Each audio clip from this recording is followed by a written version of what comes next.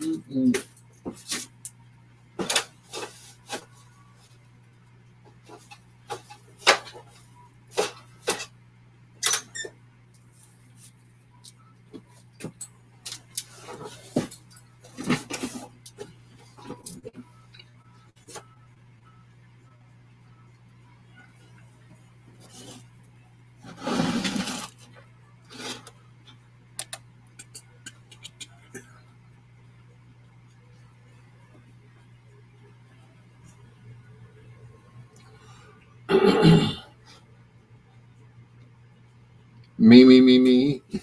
Good evening. Welcome to Bedtime Stories, the show designed with the lovers in mind, where we put you to bed but never to sleep with the greatest love songs of all time, right here on WOSD Radio DB Chicago, WDLB Indianapolis, and WRLN Radio Media, the best music of your life. It's your Dr. Al Greer officially checking in.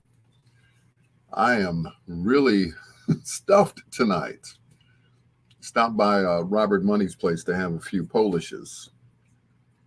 Yeah, I only wanted one. He gave me two.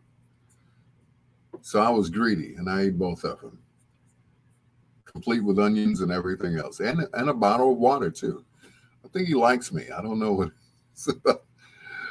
Big ups to Robert Money and the Love movement. Once again, it's your Dr. Al Greer officially checking in. This is Bedtime Stories. Don't forget to share the video on your page. If you are on Facebook right now, make sure you are telling your friends about us and all that stuff. Coming up in our last hour, we're going to do, hey, Jamie. Jamie Gill, ladies and gentlemen. I forgot what I was going to say, Jamie. You messed me up, girl. Anyway, coming up in our last hour, we do a little thing we call foreplay. That's 4 songs by one of your favorite artists or groups, male or female. If you have an artist in mind, or if Jamie doesn't come up with one, then since she's the boss tonight, she can come up with whatever she wants to. That's foreplay at the end of the show, the last hour. 4 songs by one of your favorite artists or groups, male or female. All right. I've talked long enough because Jamie's going to mess me up tonight. I know. Anyway, happy birthday going out to Miss Alicia Keys, who is 41, I believe. 41. I remember when I first met her, I know I tell this story all the time, right? She looked me up and down one night. She was like, oh, you didn't like my song Fallen, huh? I said, well, you picked the next hit off of my CD, which was Songs in the Key of A Minor. That was her first CD on J Records. She said, well, you picked the next hit. I said, okay. And I got to this cut right here, produced by the late, great Isaac Hayes. This is Rock With You, based on his song Joy. Here's Alicia Keys on Bedtime Stories with your peanut butter brother, Dr. Al Greer. Yo, Mr. Redmond, yo. Yo, and yo.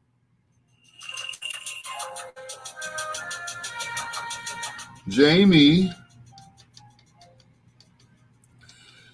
Herman Stewart Jr., Robert Barnes, thank you so much for joining us. Once again, don't forget to share the video. Hit share where it says like, comment, or share. All right, Jamie, stop it, because you're going to mess me up tonight. I'm not going to be able to do my show if you keep doing that, Jamie.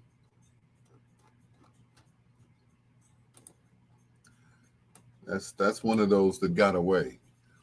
Yeah. All right. Don't let me have to tell him who your sister is. I guess you'd stop messing with me then. No, don't do that. She'll stop messing with me altogether, please. Herman, how are you, sir? Robert Barnes, aka Bobby Barnes, how you doing? See? We were on a live earlier today with Dr. Ron Ford and Chris Bass. And I saw Jamie on there, and she's like, "Oh, well, my number's the same." I'm like, "Oh, okay." Now I thought Jamie had, moved, gone out of town, whatever, So, but it's cool. It's good to see you, Jamie. It's been a while. Last time I saw you, I want to say we were at the country club, the South Shore Country Club, or Cultural Center, as it is called. Yeah, you do live in Daytona Beach. That I remember. It was was it at Bocce's? Really? Wow. Okay. Well, anyway, because that's what I was thinking. It was summertime, and we were out at the South Shore Cultural Center or Country Club, whichever you prefer. And my girl was performing. God, see, you messed me up, Jamie. Yeah, her, the little lady with the big voice. It'll come to me in a few minutes. So, no, not Joan Colasso. Another Chicago female artist. Yay tall, kind of busty, kind of, yeah, that one. It'll come to me. God, I hope she's not watching me right now. Theresa Griffin, thank you. Yeah, it was Theresa Griffin, because I remember going up on stage to announce her, to bring her out. And after I had announced her, Theresa Griffin, that is, I got off stage and someone said, that's her husband over there. I said, and that's Teresa's husband over there. I'm like, okay, so you said, let me bring out my baby mama. And that's her husband, right? Oh, okay. Sorry. Like, my bad. I should have introduced Jamie that day. But anyway. Yeah, that was 2014, 2015. Yeah. Because I hadn't seen you in a while, and you came up to me and you said, "You don't remember me, Al?" I said, kind of, sort of, you look familiar. And you said, "It's me, Jamie. Jamie." I'm like, "Oh, yeah." So after that, yeah, you would have come on stage too. I know, right? Let me introduce both my baby mamas. Here's Jamie Gill on this end, and here's Theresa Griffin on the other end. TG and JG, yes. But that I remember. I remember that day vividly. Yes, I do. Yep, I should have pulled both of y'all on stage. But I haven't seen Theresa Griffin. Wow. I think the last time I saw her, she was at the DuSable Museum performing with Will Downing. They did, oh my God, they did one of my favorite songs. I can never remember the name of it. It's by Rochelle Farrell and Will Downing. They said they had performed or rehearsed that song that day. Because unfortunately, Rochelle Farrell wasn't available to do it. And they did a great job. Like I said, that's one of my favorite songs by Rochelle Farrell. Nothing has never felt like this before. Yeah. Yeah. But Rochelle Farrell, oh my God. She is like she's like the female Al Jarreau. because she makes all of these faces when she's performing.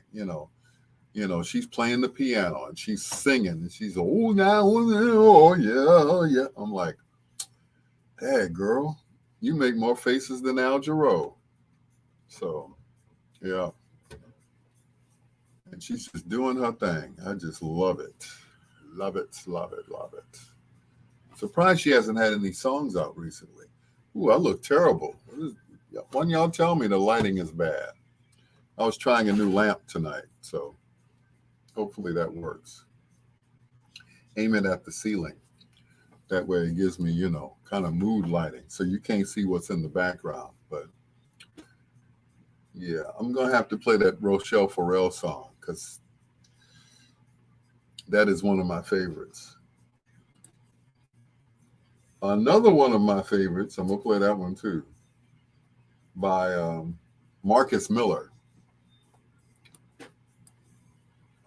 Marcus, of course, was the bass player for Luther Vandross for so many years, and also a producer for Miles Davis' album,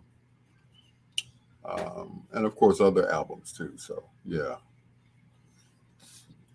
but I seem to be running into a whole lot of people that I haven't seen in a while. Of course, I ran into Rita, who lives in Colorado. Now Jamie's in Daytona Beach, Florida. How is the weather down there? Do you remember me on the radio with you guys? James put me and Brian on Saturday nights. First Friday Night Audio. I remember Friday Night Audio because I was the first announcer for Friday Night Audio. It was my voice that used to introduce it until I got replaced by Don Dillard. Remember Don Dillard? Don wasn't a very handsome man, but he had one of the greatest voices of all time. He had a great voice. But yep, that whole Friday Night Audio thing, I had a little bit of hand in it because I did give Walter Get Down Brown his nickname. Saw it on the back of an album cover. It was like produced by Get Down Productions. Yeah. 27 last night. Good Lord. There goes the orange crop.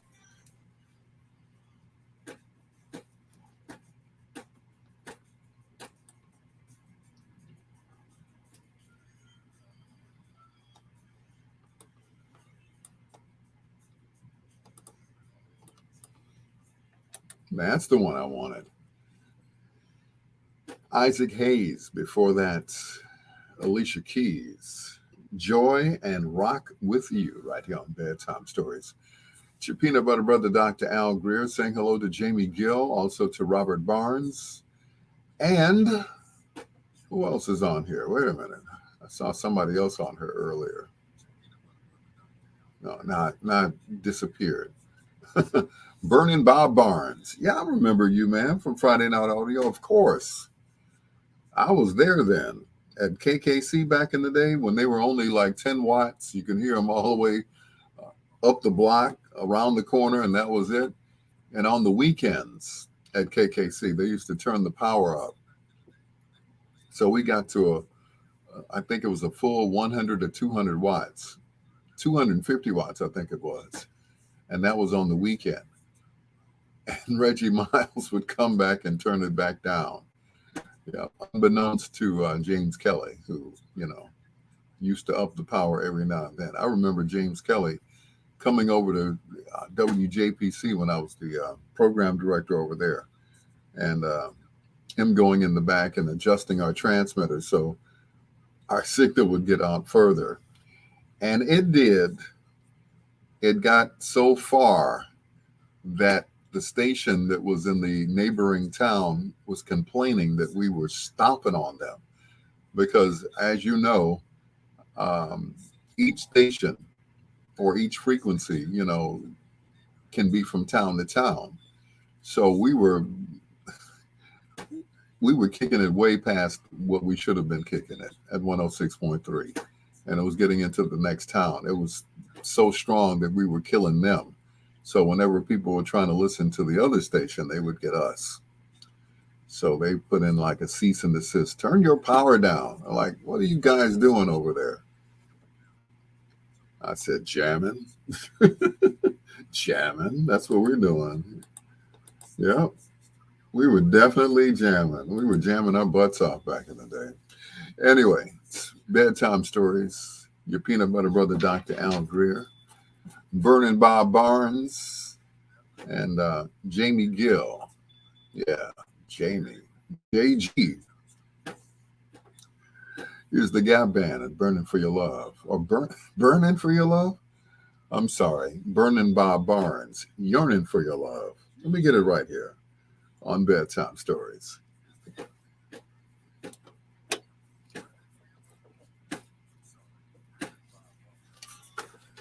Is it working? Am I making you blush? Is it working? Because I could go all night. I can go all night making you blush. You'll be dropping trays and everything in the emergency room.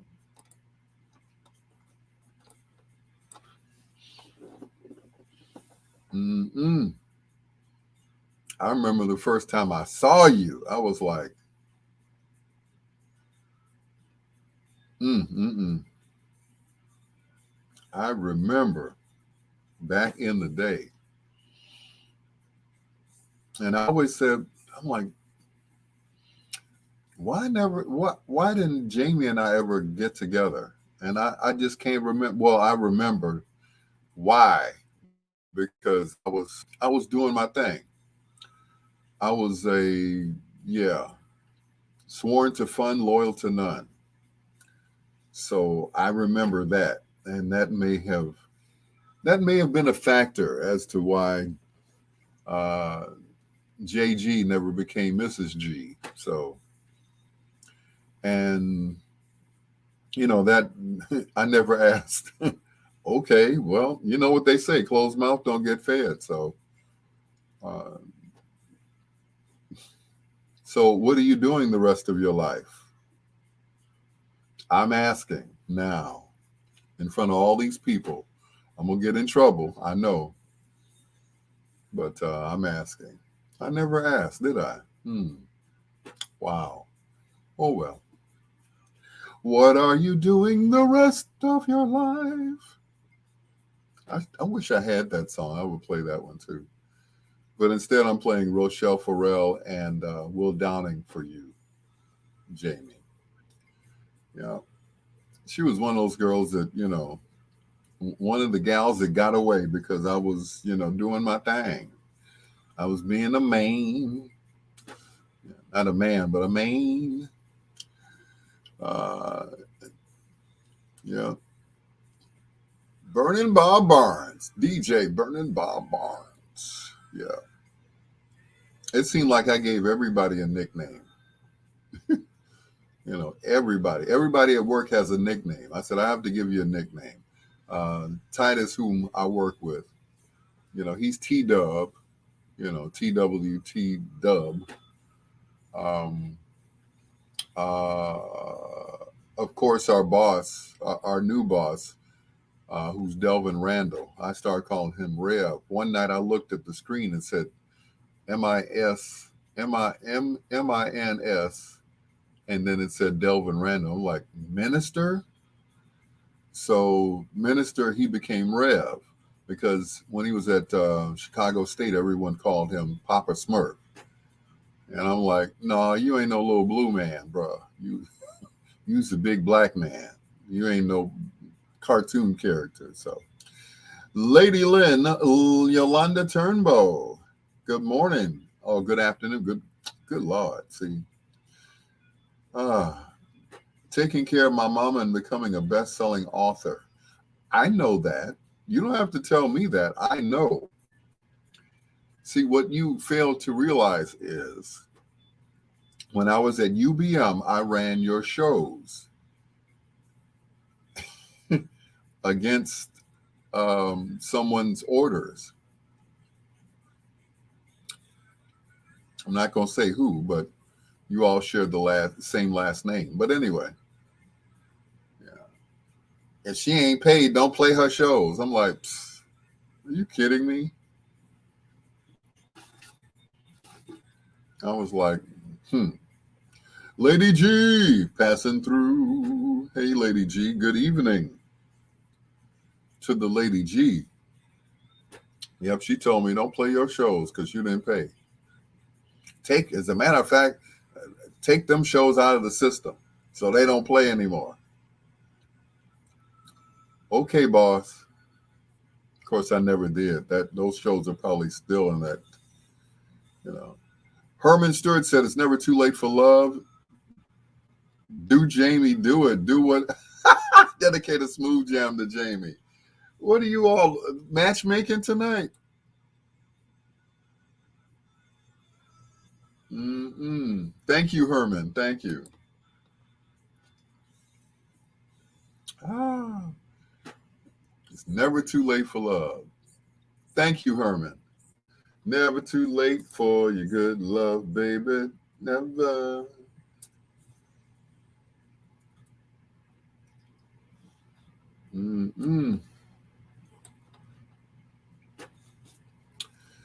Yep, it's never too late for love. As a matter of fact, I did a wedding reception for this gentleman. This was his third marriage. And I was, his DJ.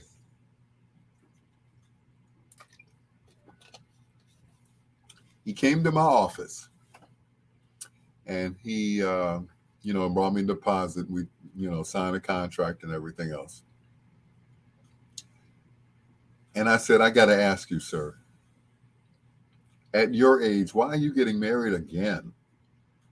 He said, well, the first time I had to, she was pregnant. Her parents wasn't playing that stuff. So we got married. That was my first marriage. Second time, it was a marriage of convenience because we were both working and, trying to reach a goal, trying to buy a house, this, that, and the other. I said, okay, take care of the children, the whole thing. So, but the children are grown now. I said, well, why are you getting married now? He said, for my health. I said, for your health? Is she a nurse and you're dying and she, she got the cure or something? He said that married couples live longer. I said, okay. He said, plus I don't want to die in the house by myself. I love having companionship. And he said that companionship will sustain him until he finally retires from the CTA. I was like, he said, I'm a hopeless romantic. I said, my man, I think his name was Harold Nathan, if I'm not mistaken. I was like, wow, that is beautiful. And he said, yeah, I want to, that's how I want to go out, with my lady next to me. I said, wow, okay. So hopefully he's still on wife number 3,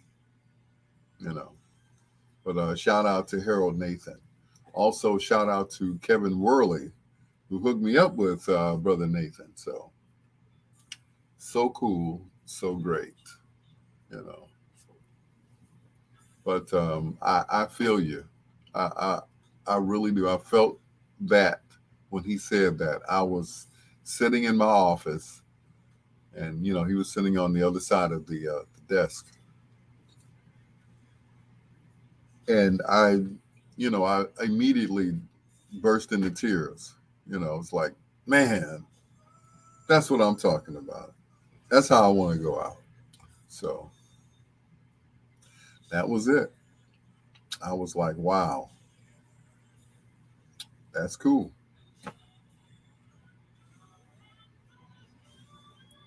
So I've been the DJ for the Worley family for I don't know how long, going on 20 years now. So whenever someone else in their circle has a party, they always recommend me as the DJ, and I always give them the family price. It never goes up, and that's it. So um, blessings go out to that family, to the Worley family. Um, I did. I did their dad's retirement party. I mean, I did play some Kim tonight. Yes, dear. Yes, dear. Kim coming up. Okay.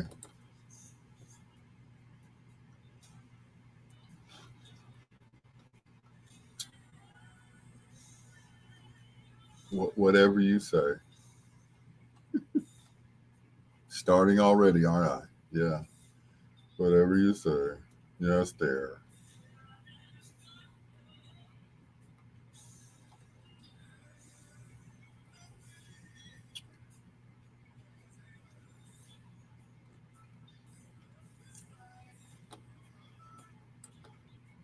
Now, I normally don't play anything um, but old school. But you know, for her, I'll play some Kim only because she knows I have it. I have three cancers, stage 2 and 3 and 4. Well, brother, you know, as always, we're going to pray for you. We're going to pray it out of your body, sir. We're not claiming that. Jamie, you have any options that you want.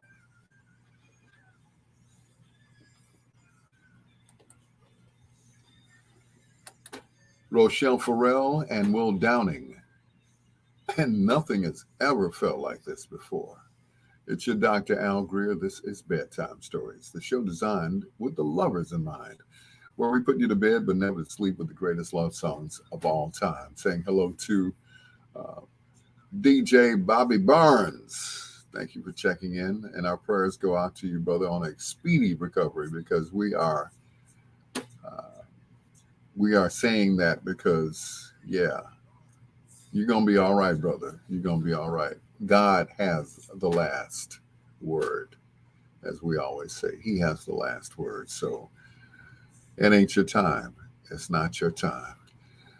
Anyway, hey, to Verdi, thank you for checking in. Once again, to Jamie, thank you so much. She's listening right now down in Daytona Beach, Florida, where it is almost as cold as it is here, which is weird because I was listening to Bobby OJ this morning via the iHeartRadio app down in Memphis at WDIA. And I sent him a note. I was like, man, it's just as cold down in Memphis as it is here in Chicago. You might as well have stayed here. So, yeah, it's cold everywhere. Except in LA. I think in LA it was maybe 50 degrees. Okay. That's cold to them, right? To us, it's like, whoo, let's put on some flip flops and go running in the snow. Yeah, 50 degrees. Oh, like, I'll take that. Okay. Anyway, Verdi, your Phyllis Hyman is coming up. Jamie, your LTD is coming up. And right now, here are the whispers coming up. Well, they're already here. It's never too late for your good loving, baby. It's your peanut butter brother, Dr. Al Greer. Oh, your good love, baby. Never too late for your good love, baby.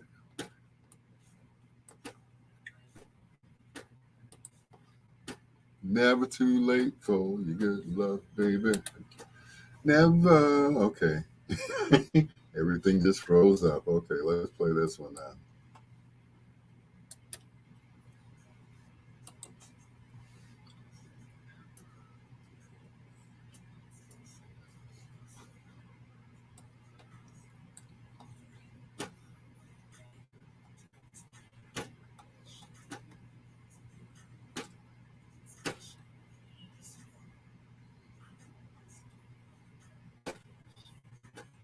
Mm-hmm.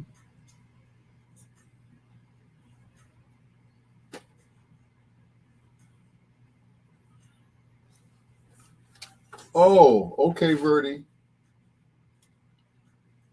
I mean, I could call you now, but prayers of total healing, restoration, and hope for you.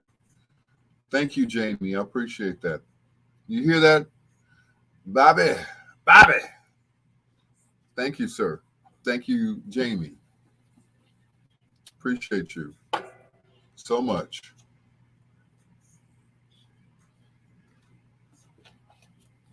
Ah, so much.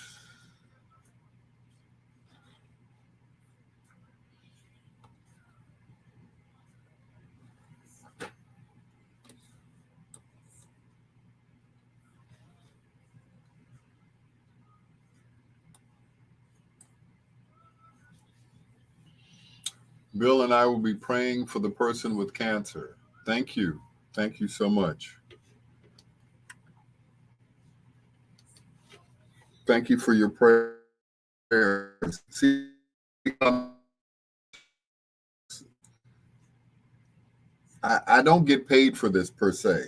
I get a stipend every month because I have a sponsor. But normally, I don't get really, paid for this. But um, I do it because I feel like the people that are in my chat room, they're all kindred spirits, and I'm hoping that everybody, um, can we all just get along? That's what I'm hoping. Thank you. Let's see if she'll answer the phone. Hey, Al. Hey, Verdi. How you doing? I'm good. How are you? Okay. Just wanted to know where to send the money to. Okay, like since that last address didn't work out. No, that oh no, not at all. Yeah, you know what? You could text it to me. Okay, I will. All right, I'll get something in the mail to you. I will text it to you right now. Okay, have a good one. You too. Thank you. Okay, you're welcome. Bye-bye. Bye-bye.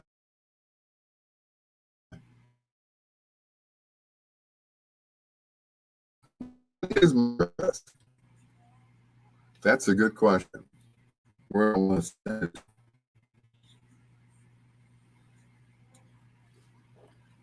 What's the zip code for 800 South Wells?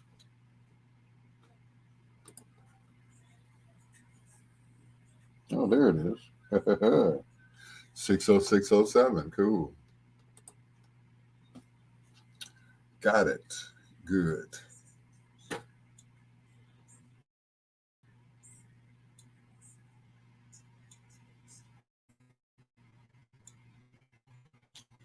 There we go. I'll be sure to get it there because I always get my mail at work.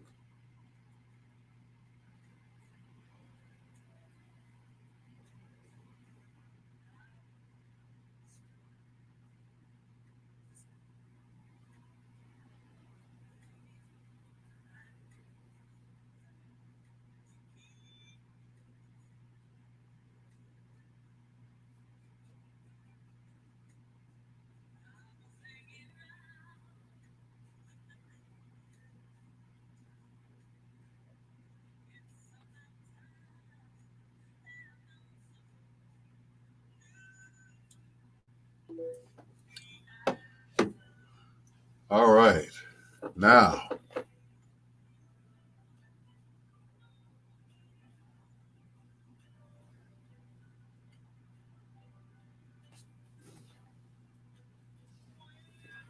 you've been all my life. I was nothing. I was nowhere.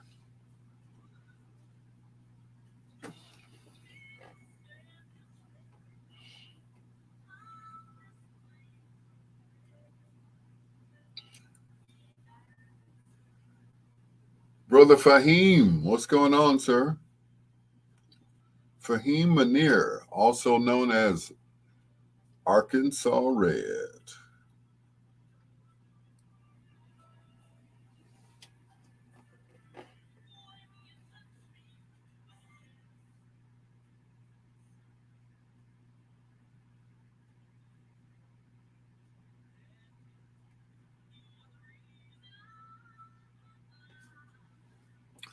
Boo-doo-doo-doo-doo-doo.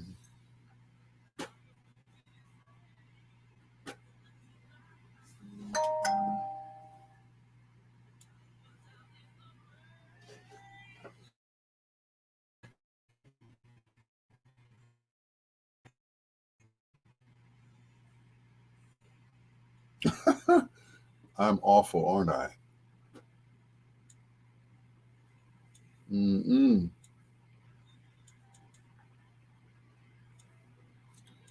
Where have you been?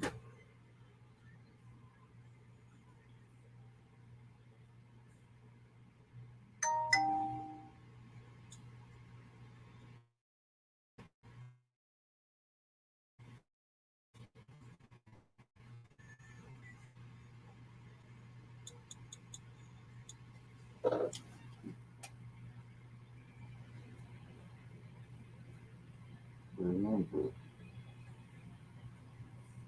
text it to me.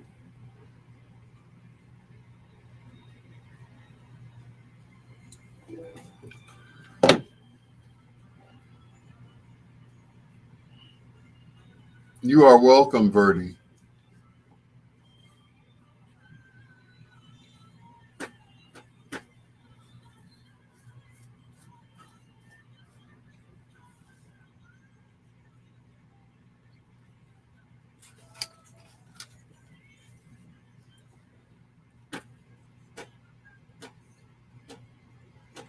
Riding on the storm. Keep my loving warm. Yeah, yeah.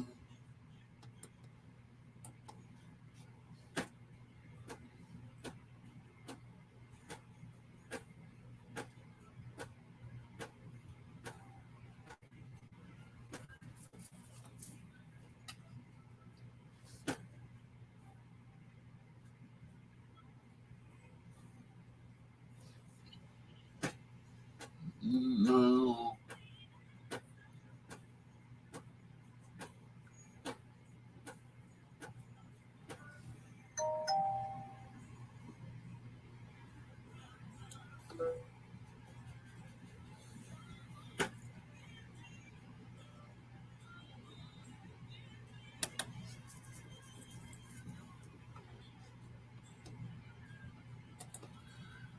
You know, every time I play some Phyllis Hyman, I get emotional. I really do. Because I really had such a crush on Phyllis. I mean, I think it went deeper than a crush because I think that she was one of the greatest singers ever. I saw her several times in concert. The last time I saw her in concert was at the Regal Theater. I was third row center and I couldn't keep my eyes off of her the whole time. You know, usually at a concert, you know, you're with someone and you're paying attention to them. Well, I could not keep my eyes off of Phyllis. She was just, she was gorgeous. She was all of that in a bag of Skittles, I swear. I remember one of the stage hands gave me a call and they said, "You should be here right now." I said, "Why should I be there right now?" "You should be here with Phyllis. You should see what she has or doesn't have on." Well, you know, Phyllis didn't like to wear underwear, and all of her outfits had like a plunging neckline, and you know, she was kind of top heavy. So a lot of times they had to use a little duct tape just to, you know, keep her from having a wardrobe malfunction, if you know what I mean. It's like, wow. But she was as tall as I am. And I remember seeing her and we were looking eye to eye. And when I came to, she was on stage. I was like, she was just that fine. Oh man. And there that's when I started loving women who were tall and light skinned and you know, she was simply gorgeous. Phyllis Hyman. I she's got a birthday coming up in July. I'll make sure that I will play Phyllis Hyman all night long. Anyway, yeah. Speaking of tall and gorgeous, oops, I'm about to get in trouble. For you, Jamie, first of two in a row from LTD and Jeffrey Osborne on Bedtime Stories.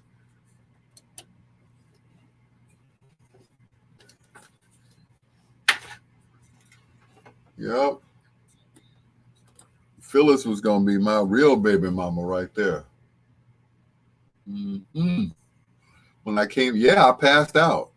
She was that fine. I remember I was at the mayor's picnic in Gary, Indiana. This was with when Mayor Hatcher was still the mayor.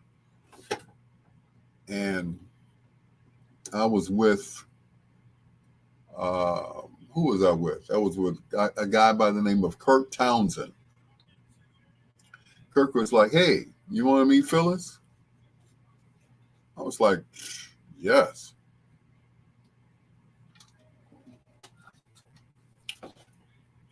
And he went to introduce me to her. Said, hey, this is, back then I was going by Lines. Said, Phyllis, this is Lines. This is my buddy Lines. And I was like, I just zoned out. I was like, I couldn't speak. I'm like, nothing would come out. And I just stood there like, he's like, are you going to be all right?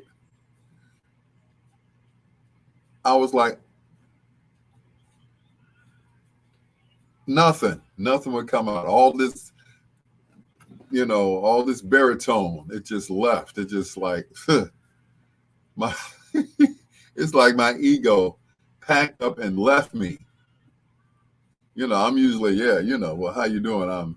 I'm Al Greer. Nice to meet you. Would you like to go out sometime? Would you like to have dinner? I know this great place that sells wine and food.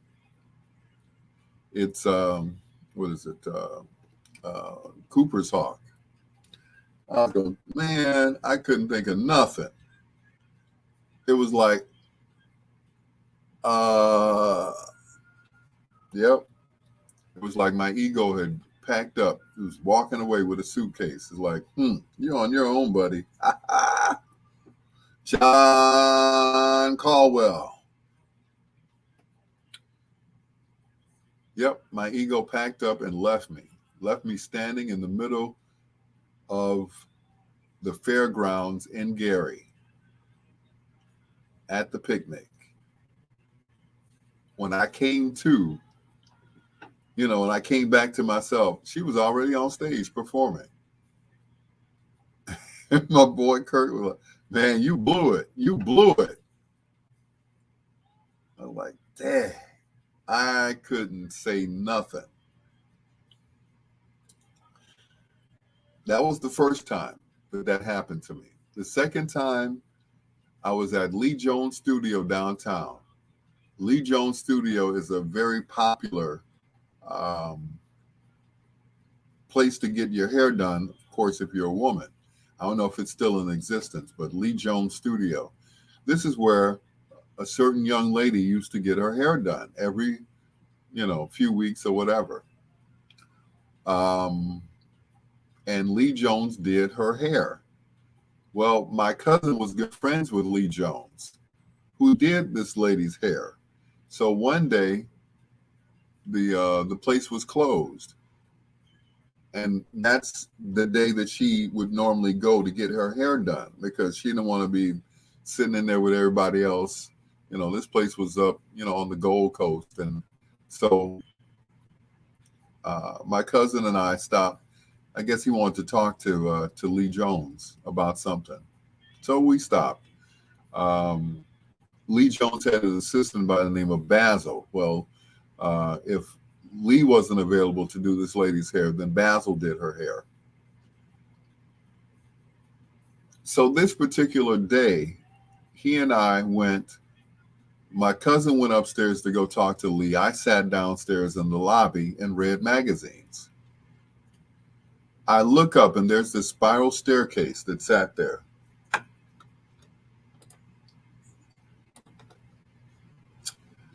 And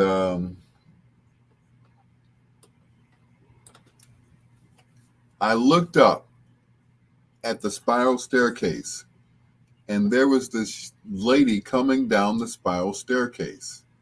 Kind of heavy set, big hair. Who was it? Oprah Winfrey. Again, I looked up, and it was almost as if it were in slow motion. She was coming down the stairs, and I was like,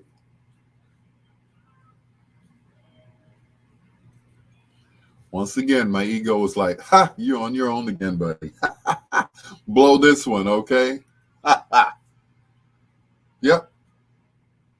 It was Oprah Winfrey. By the time I got back to myself and my ego came out of the bathroom, because I know my ego went to take a dump that day. So by the time I got my voice back and everything else, she was gone. She was getting into a waiting car. She walked out into the car and left. Queen Janine, good evening. That was Oprah Winfrey. And that was my brush with greatness. After that, she started dating Stedman.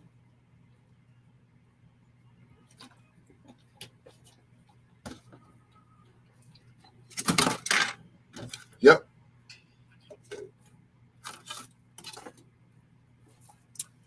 I blowed it. I blew it. She's been with Stedman ever since. Had that been me, oh yeah. Yep. You were like that when I took you to meet Flame Monroe at the East of the Rhine. Yes, I was. I was like, please tell me that this is not a man. Please. I mean, Flame was like, about 6'2" in heels. I was like, please tell me this is not a man. This is a man. She was born a boy. Flame stood this high. I was like, dang. Flame Monroe.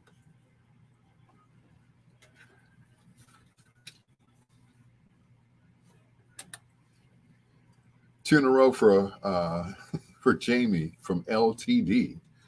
That is, we both deserve each other's love. It's your Dr. Al Greer saying good evening to Lady G and Janine Lee Jefferson, a.k.a. Queen Janine. Thank you for checking in on Bedtime Stories in my chat room on Facebook. You can do the same thing. I'm just plain old Al Greer on Facebook. That's Al, Greer. Also, you can follow me on Instagram at Peanut Butter Brother 1. That's peanut, the word peanut, brother, B-R-O, peanut butter, B-U-T-T-A, brother, B-R-O-T-H-A, 1. Peanut Butter Brother 1, and that's on Instagram. All right? All right. Once again, 2 in a row from LTD for Jamie Gill. And guess I'll stick on this roll right now, right?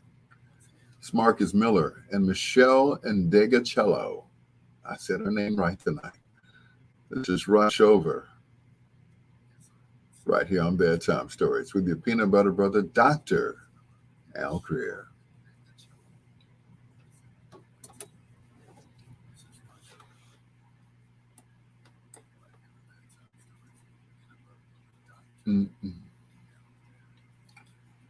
You better bam bam bam, rum bam bam, bam bam bam, bam bam bam bam, bam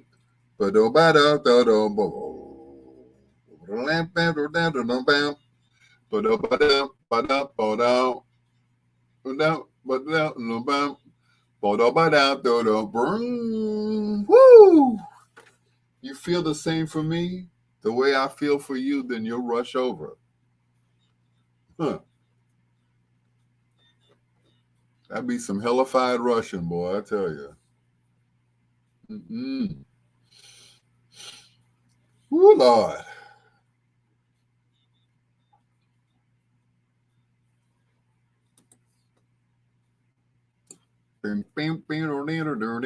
I love that song. Good Lord. I love that song.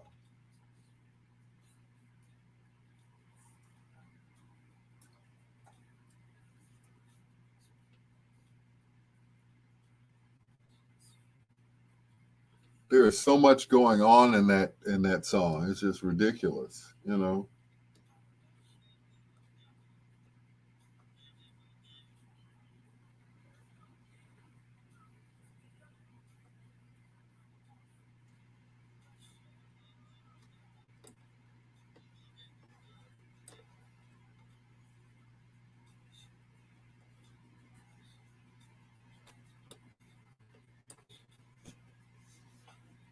Yep, I was scared of Flame. I'm still scared of Flame to this day. I'm like, good Lord.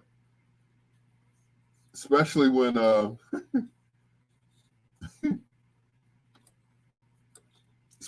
Flame became a father.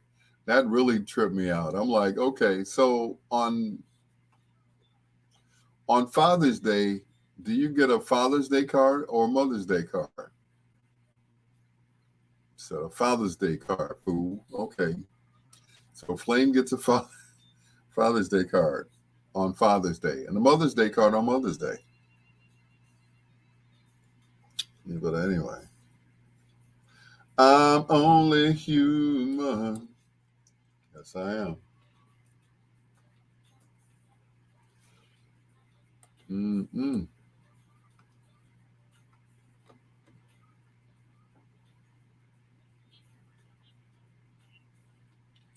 Yep. I kept telling you, nope, nope, nope. Mm-mm. No way. Yeah, I'm still scared of Flame. I don't, hey,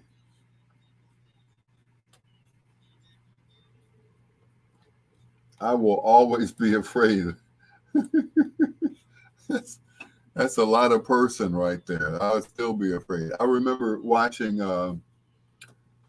Flame special on cable where she was uh, introduced by Tiffany Haddish.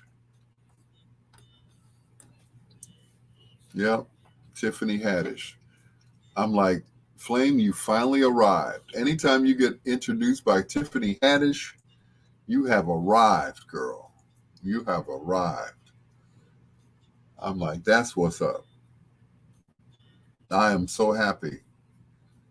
So happy for Flame Monroe, aka Marcus Parker. Marcus, darling. Yeah, that's what's up.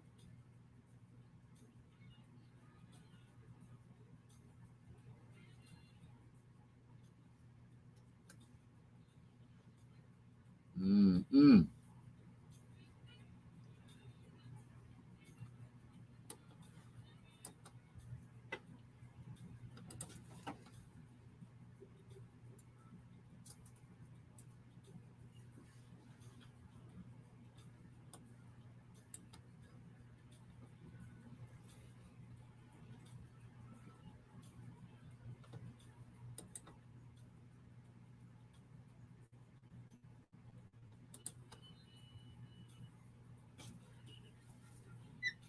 Yep, that's a lot of person.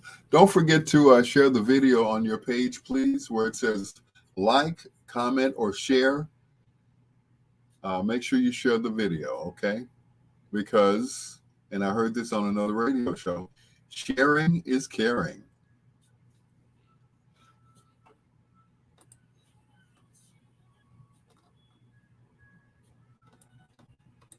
Honeysuckle red.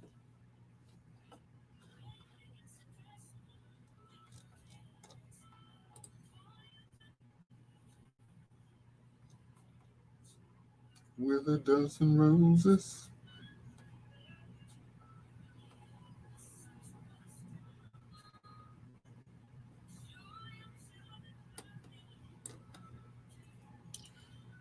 It feels good to be connected to Chicago radio again. Well, thank you. Thank you, Jamie. I appreciate that.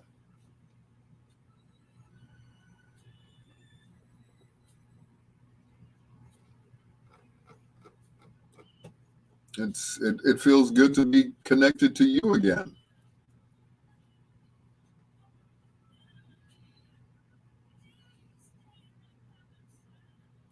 Two can be one. Yep, it feels good. It feels good to be connected to you after all these years. Good Lord. It's interesting because some people you lose contact with, and some and then you find them, and then it's like, okay, let's never let each other go again. And not just the women, some guys too. It's like, yeah, man, come on, man, let's keep in touch. Let's not do this, man. Guy that I grew up with, I had a conversation with him on Friday, Reginald. So I'm like, yeah, we got to keep in touch, bro.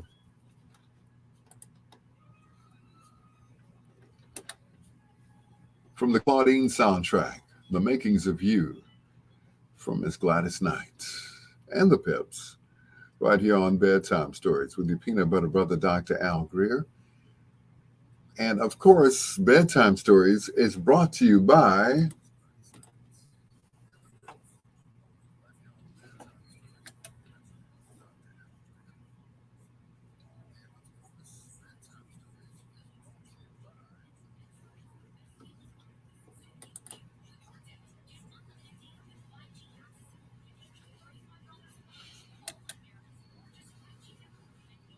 That's right. Bedtime Stories is sponsored by T-Mobile. That's right. Get your 5G right here. Get your AG right here, too. We're WG, what is it? WOSD Radio, DB Chicago is right there on the screen, dummy. WOSD Radio, DB Chicago, WDLB Indianapolis, and WRLN, Rainiel Media, the best music of your life. All of them, all of that right here. Once again, good evening to Janine Lee Jefferson, also to Lady G, and Jamie, who's listening right now in Daytona Beach, Florida. Even though it's kind of chilly down there, but one of these days I'm going to come down there. So when are you going to have me on your show? Jamie, you can come on my show anytime you want to. It's an open invitation, either Bedtime Stories or the B-sides, either or. All you have to do is call. That's it. Like I said earlier, yeah, we together now. It's an Icantina thing. You ain't going nowhere. Anyway, let's stop. Might get her in trouble. It's your Dr. Al Greer, and this is Bedtime Stories. From the album You Are My Starship, produced by Norman Connors. This is the great Phyllis Linda Hyman. And Betcha by Golly Wow on Bedtime Stories.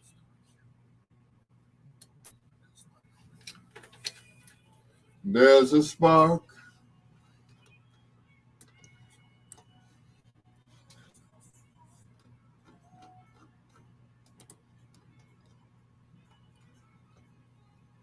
Candyland. You smile.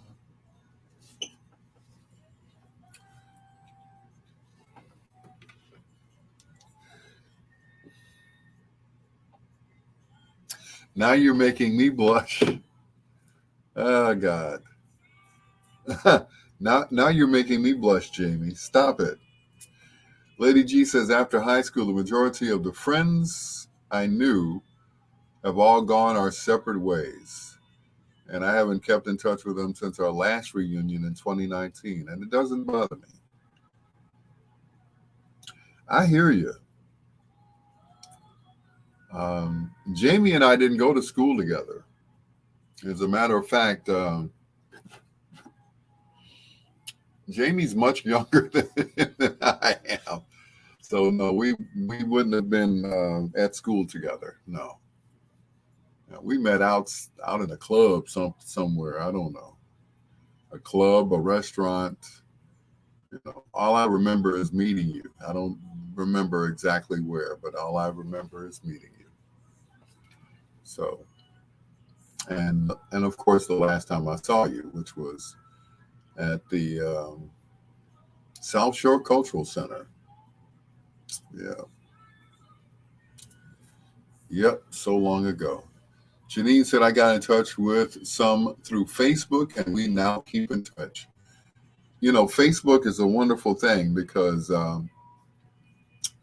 there have been people that I was looking for, um, especially those that I grew up with. Excuse me. And that was it. I think we first met either at Herb Kent's birthday party or the Ron Baker show. Yeah, it was one of those. I do remember that. Yeah. Funny you should mention Herb Kent because I do remember him mentioning something about you. And I think his words were, well, Al, aren't you going to talk to her? Yeah, don't talk to her. Yeah, don't. Yeah, she's quite a stallion there.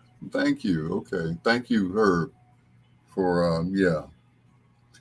She's quite a stallion. Like, thank you. Is that your stamp of approval or something?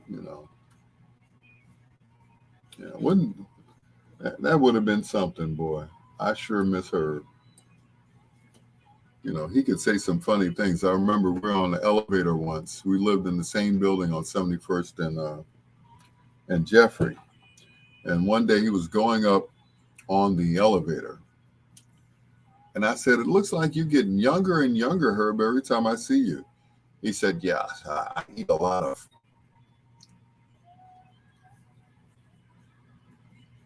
And we'll just leave it there. Yeah. Yeah. I eat a lot of. Like, okay. That was too much information, Herb, but thank you. What do you do? Take your teeth out and do that? Okay, cool.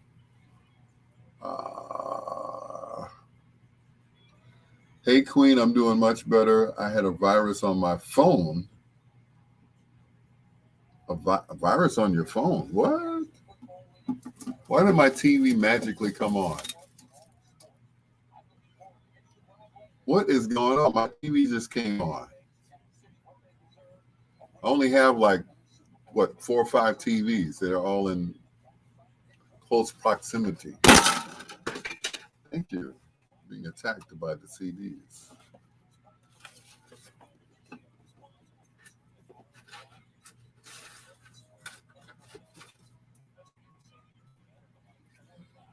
Bet you by golly, wow.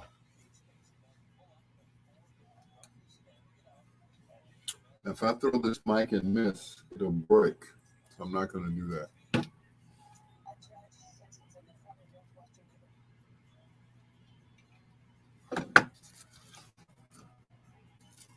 Oh, I probably hit the remote. That's what happened.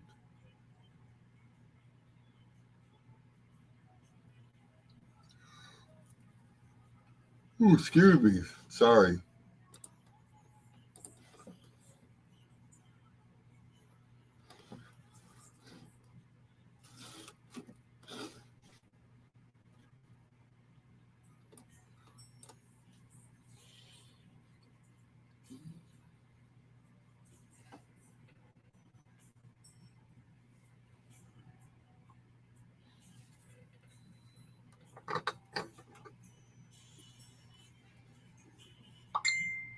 Ba-bing.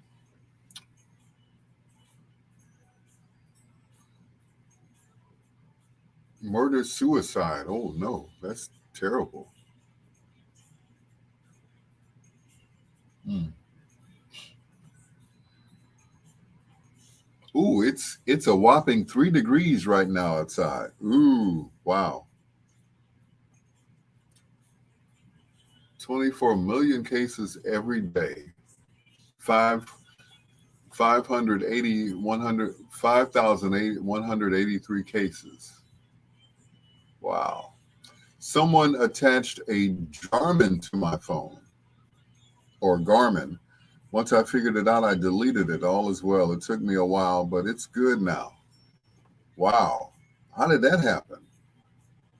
I know how it happened.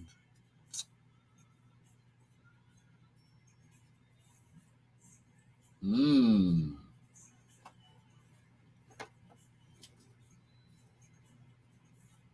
Gee, Queen, what is a Garmin? A Jarman? What is that? I'm gonna play dumb and ask you what that is. What's a Garmin or Jarman or whichever?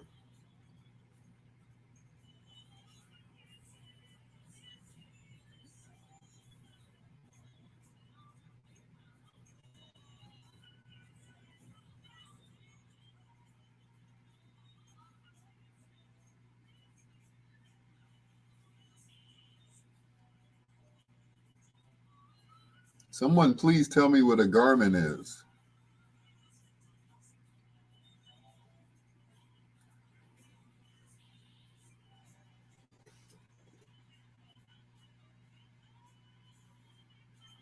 I'm maintaining. I'm in a weird mood lately. Really? What kind of mood are you in, Lady G? Oh, it's a tracker. Like I said, I'm going to play dumb. Yeah. It can track distance, give directions. It's like the GPS. It's more like LoJack for people. Gee, I wonder how that happened. Hmm. We must talk, Queen Janine. Yeah, we must talk after the broadcast because is I got a feeling. Woo-hoo! I got a feeling. Yeah. Let's talk after the broadcast. And at exactly 12:02, I gotta hear this. Oh my. Mmm. I got a feeling. Woo-hoo. Tonight's gonna be a good night.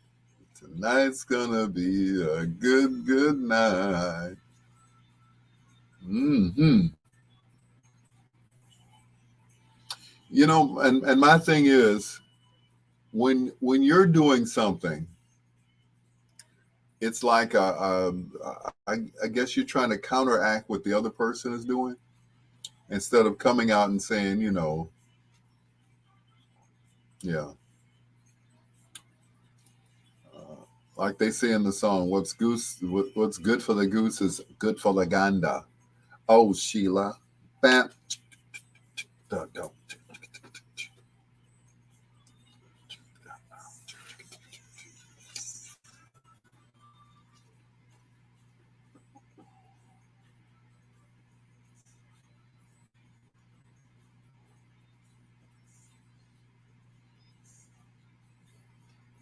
Mm-mm, mm-mm, mm-mm.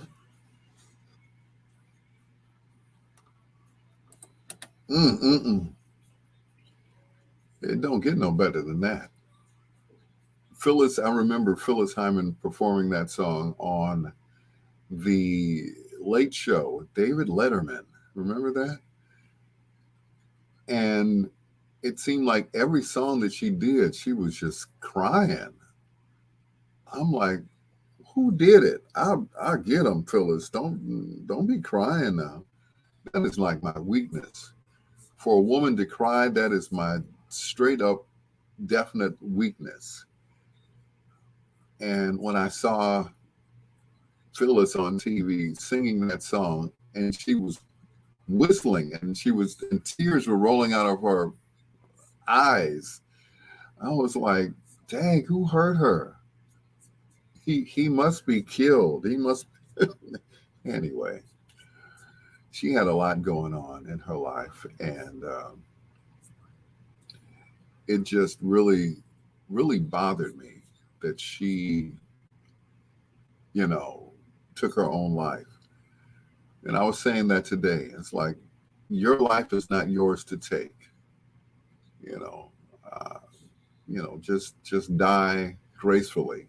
But Phyllis had so many things going on, and yeah, yes, Janine, she was in a lot of pain. She was in a lot of not physical pain, but she was in a lot of mental pain. And I say this all the time. I said, I wish I could have been in her circle. Maybe I could have done something. Maybe, maybe not. I don't know. The great Phyllis Hyman and Living All Alone. Before that, Betcha by Golly Wow, the album, of course, which featured Michael Henderson on it as well. That was You Are My Starship, which is coming up sometime in this show. It's your Dr. Al Greer. This is Bedtime Stories with Huge Groove and Jeffrey Osborne. With a woman like you.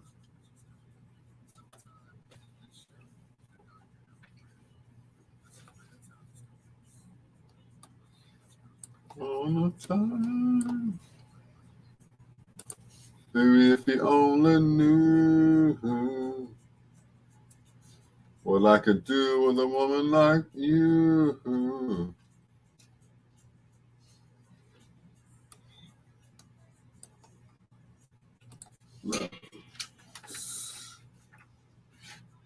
Yes.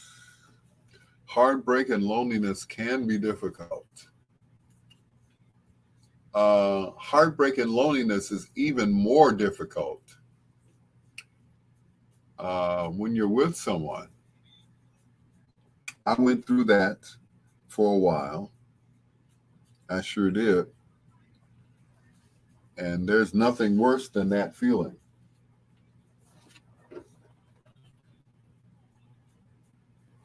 Nothing.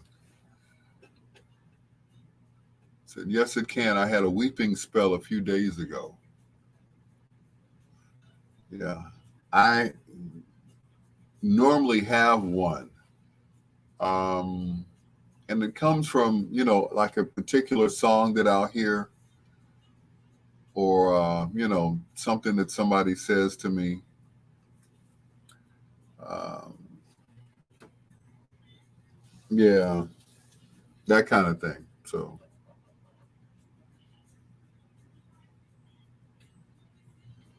a weeping spell. Yeah, I have those quite frequently. They say that men are supposed to be strong. We're supposed to suck it up, that whole thing. Preston, are you live on WVON or only recorded? I was listening last night. Only recorded, Preston. Only recorded. As a matter of fact, I did the show earlier this evening. And of course, you all are the only ones that know that. So those that are listening to the B-sides, yeah, I'm not live.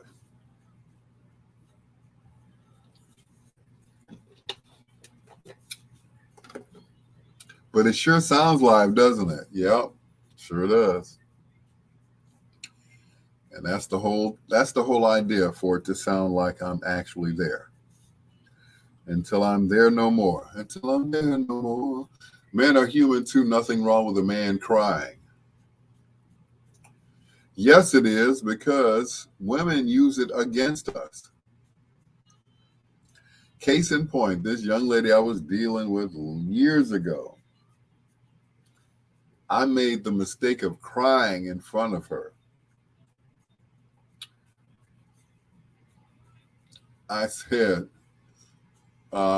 These are menopause, weird moods, crying, irritability. Yeah, well, it was a great show. Thank you, Preston. Thank you. Wait till you hear tonight's show. Oh. Tonight's show is going to be off the chain. I can say that because I listened to it. Janine says, then that's her problem. Yeah, that was her problem. She thought that my crying made me weak. Yeah, she really did. She thought my crying made me weak. And that was it,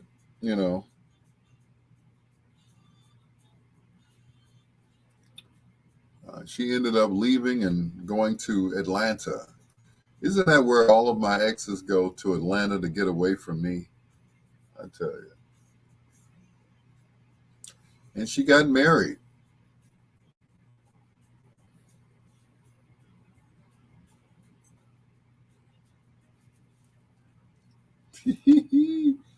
All my exes are down in Atlanta.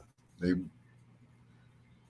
probably started a little club, Al's ex-gals.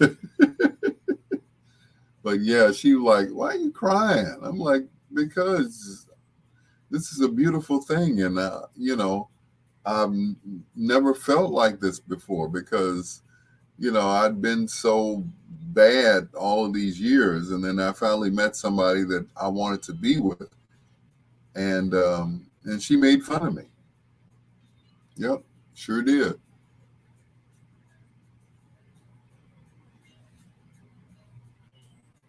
And she made fun of me. And she laughed in my face because I was crying.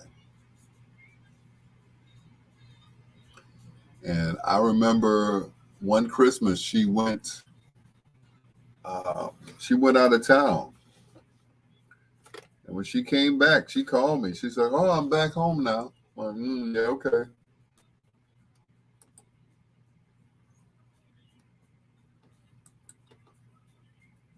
Yep.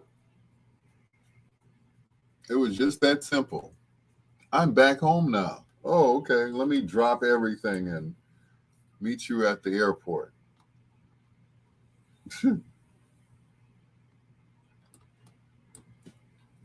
Yeah, talk about, me being just angry.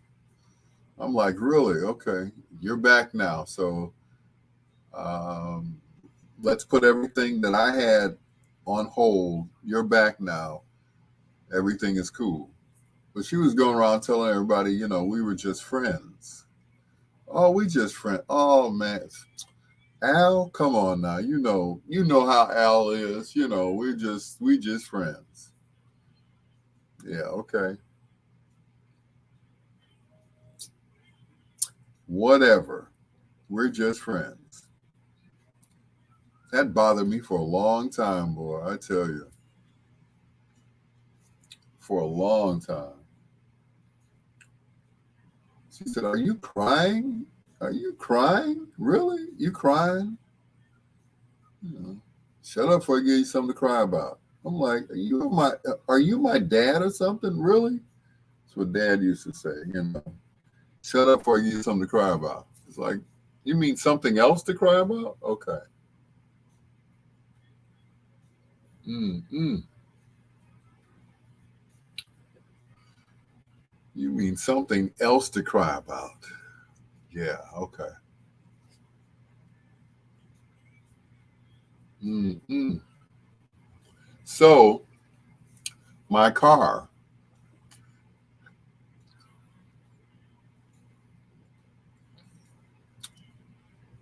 My car is. I don't know what to say about my car. It's a miracle car. That car is a miracle.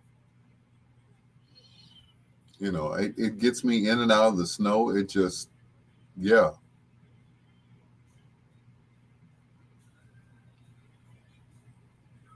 never seen anything like it.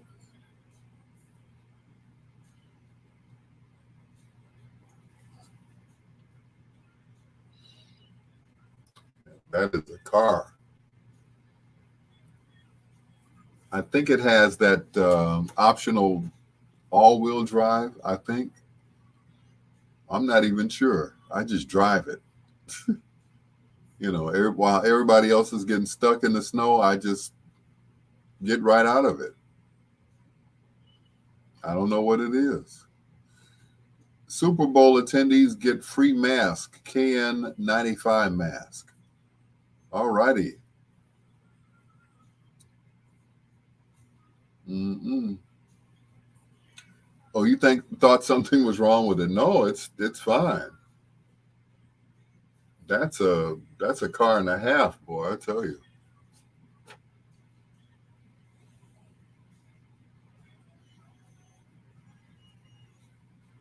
So we have a new coach for the Chicago Bears.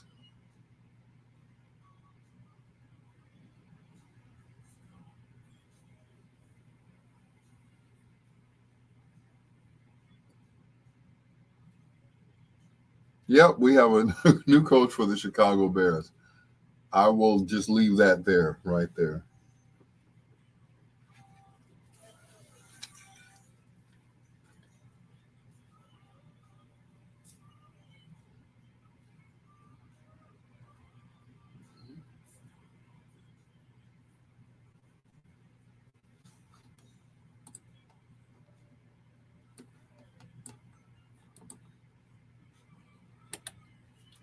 Jeffrey Osborne. We're going all the way. It's your Dr. Al Greer. This is Bedtime Stories. I just announced that the Bears have a new coach. Uh, it's I'm sorry, black general manager. It's a brother too, and he's young. Okay. Lady G said, "Big whoop." Roberta said, "Yeah, I was. He was coming to the Vikings, Minnesota Vikings. Hello." Janine says the Bears gave a young black manager, general manager, that is. Congratulations. Janine, of course, is a big, huge sports fan. She's a big Bears fan. Her son, on the other hand, yeah, he likes Green Bay. We'll pray for him. And it's your Dr. Al Greer, just ahead of foreplay, right here on Bedtime Stories. Here's Whitney, saving all my love for you. Yes, I am. Every bit of it, right here on Bedtime Stories. Oh, Mince, he's a cheesehead.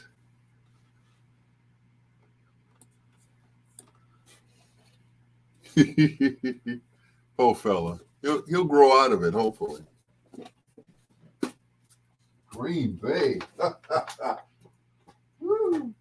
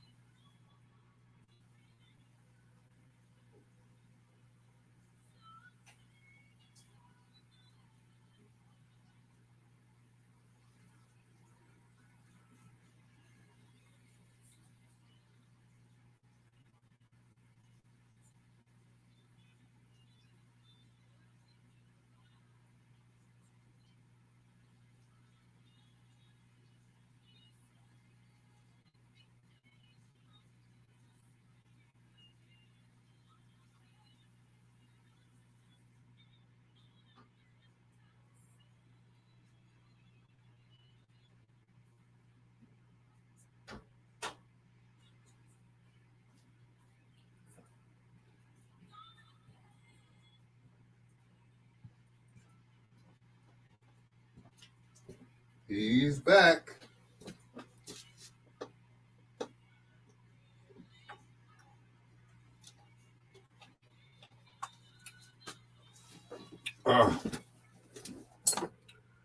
Woo-ha. Had to get some water too.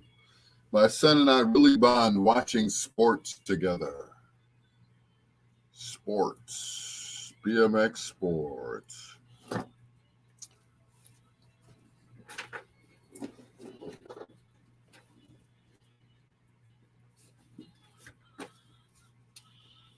Yep.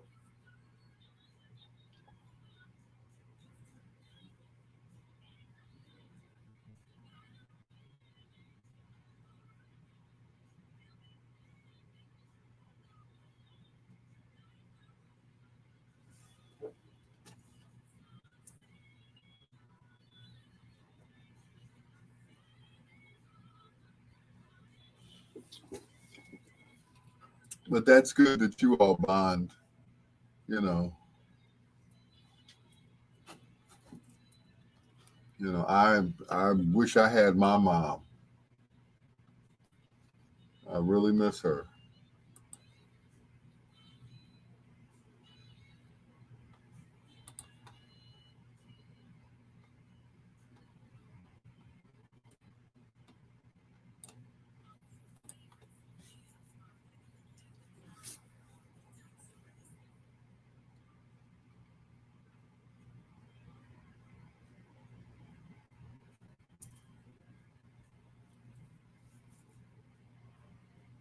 Mm-mm.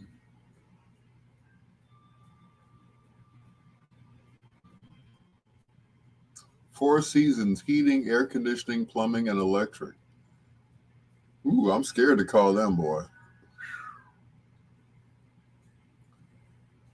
Zero interest for 72 months. I'm scared to call them. I see their trucks all the time. I know they charge a grip.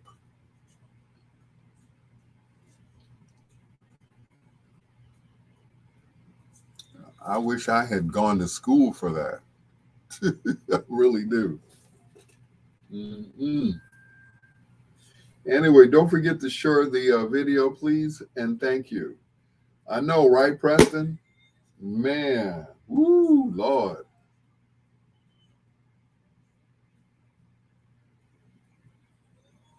I know they charge a grip. How much do they charge? I'm afraid. I'm afraid to even ask. But I know they charge a lot of money for their services. Yeah. Pray that you never have to go through that. You know. You know. Which is cool because your heat and everything is controlled. You control your own. So yeah. But yeah, pray that you never ever have to go through that. This young lady that I used to date, she had to get her furnace fixed, and they gave her a discount, and the discount was $500. That was the discount. I'm like, whew, I'm in the wrong profession.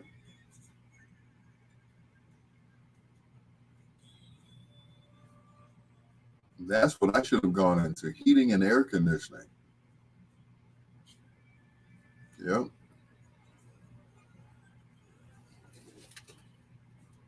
Once again, don't forget to share the video, please, and thank you.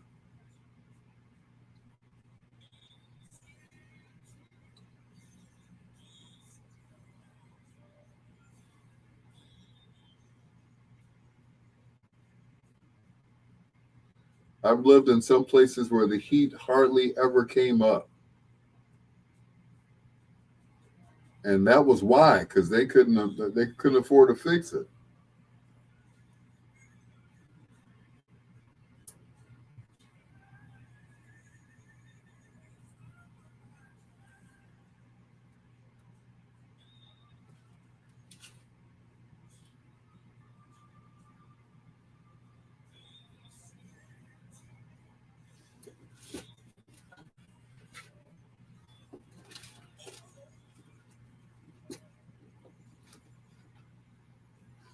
You,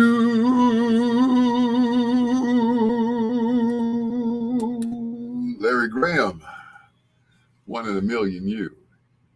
It's your peanut butter brother, Dr. Al Greer. Jamie Gill says the patients in the waiting room said thanks for playing the good music for them. You are so welcome. I'm glad you guys are enjoying the music. Hello to everybody over there, wherever you are right now, whatever hospital that you're working at, Jamie. I really appreciate that. Thank you. And thank you to all the patients. Hope you are enjoying the music. Well, she says they are. So I will keep it going. All right. She's in the emergency room at some hospital in Daytona Beach, Florida, where it's 40 degrees right now. And of course, in Chicago, it's 40 below, but that's okay. I got my music to keep me warm.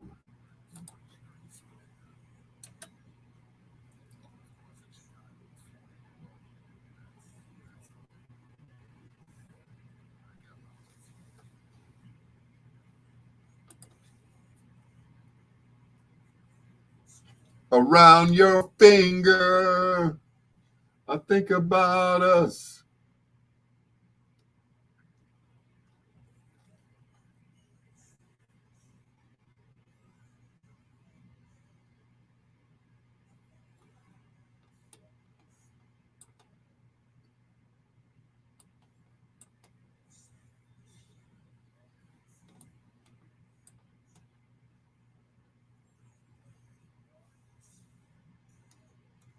Stop loving you.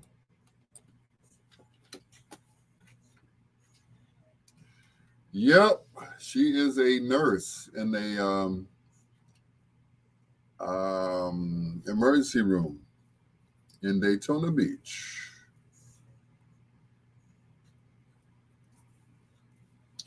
Be safe, Jamie. Be safe.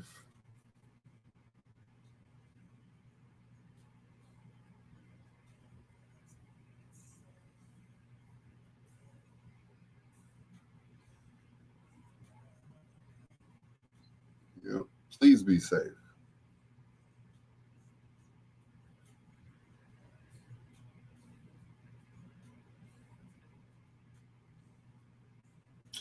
You know what? Around this time every night, I get a toothache. Oh, this tooth has got to come out. Only got 2 left, and I'll be done. Hey. Oh, let me take some drugs. Give me some drugs.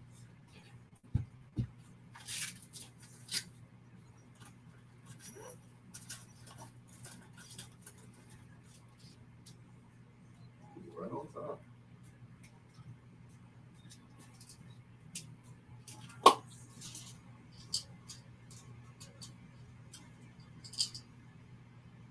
Take 2 minutes.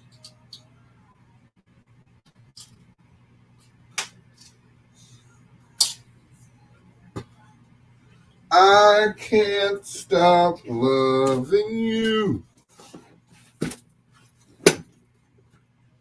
I'm back.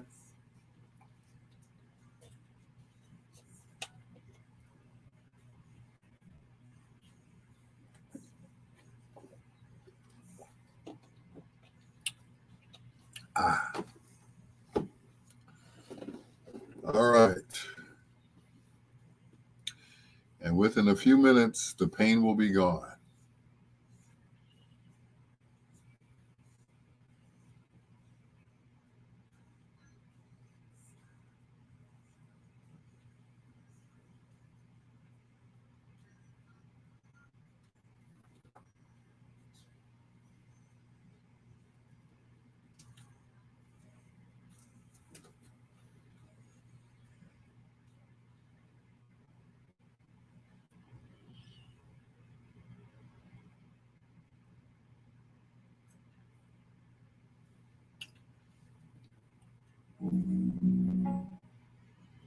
Once again, don't forget to share the video, please, and thank you. I only have 2 people watching.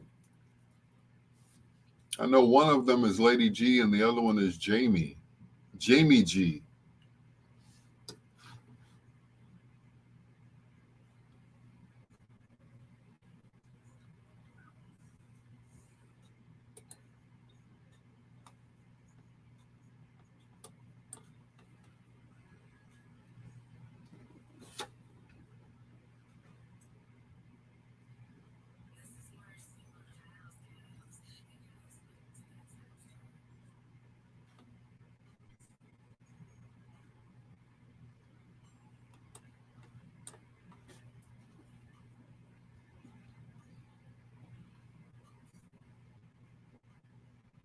Mm-mm.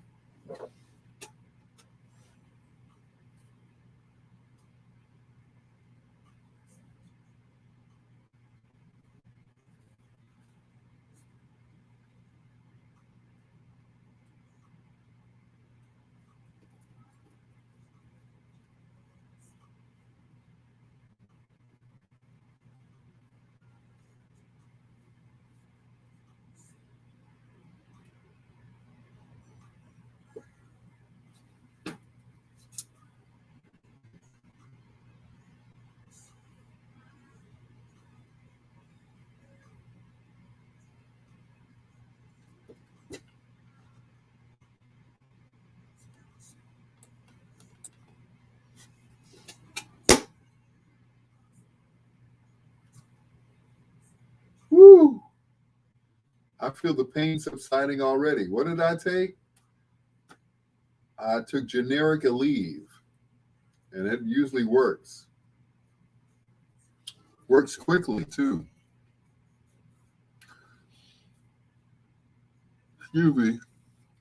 And it puts me to sleep too. So at 12 o'clock, I'll be knocked out. Well, actually, after 12:02, because I got to find, I got to hear Janine's story about the phone.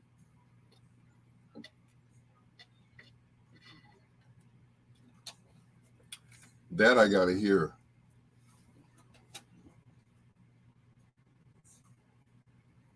Mm-mm. Janine.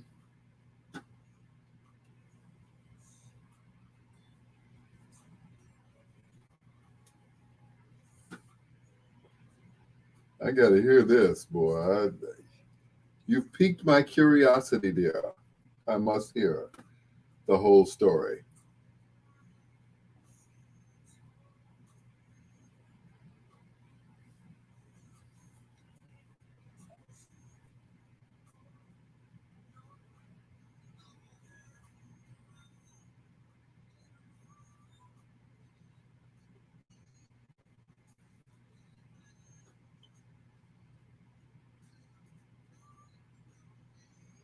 Yeah, I got a teeth ache. Yeah,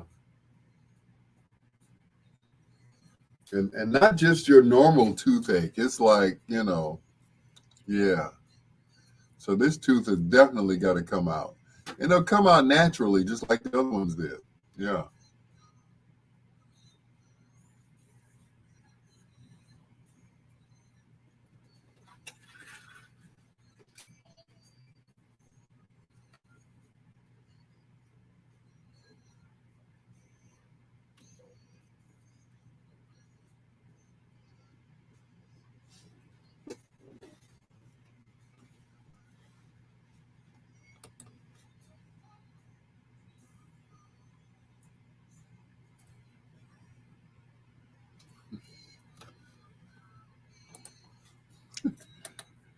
I remember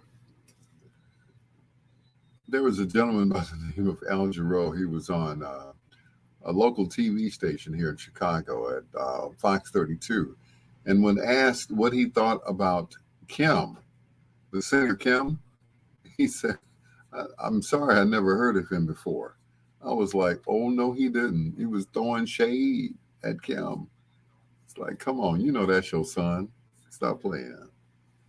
Love Calls from Kim right here on Bedtime Stories. Just ahead of foreplay, and I can hardly wait. Anyway, once again, hello to Janine Lee Jefferson. I got to hear the story about this phone. I really do. You got me stoked now, baby. Yeah, got me stoked. For all the ladies and gentlemen in the emergency room at a hospital down in Daytona Beach, Florida, and of course, Jamie as well. Here's Hall and Oates on Bedtime Stories.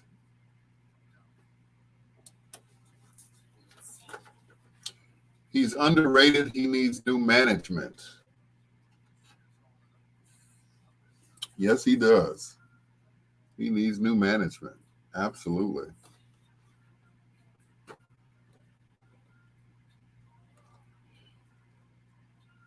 Yep, he needs, yeah,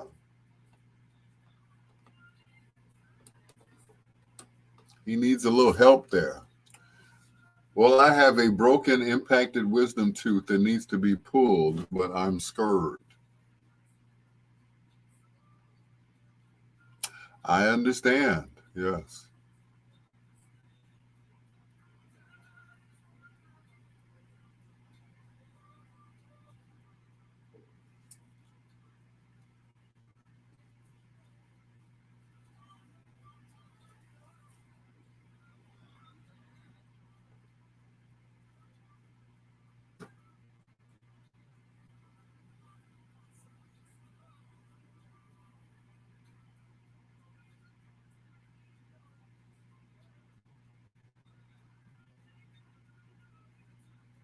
He needs more TV time.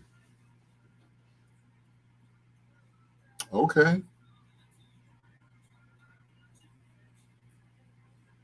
I don't know what the problem is with Kim. He's, I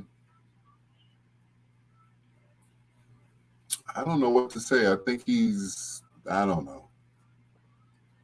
He does need to take more control of his career. You know, Kim, not Kim, but Kim.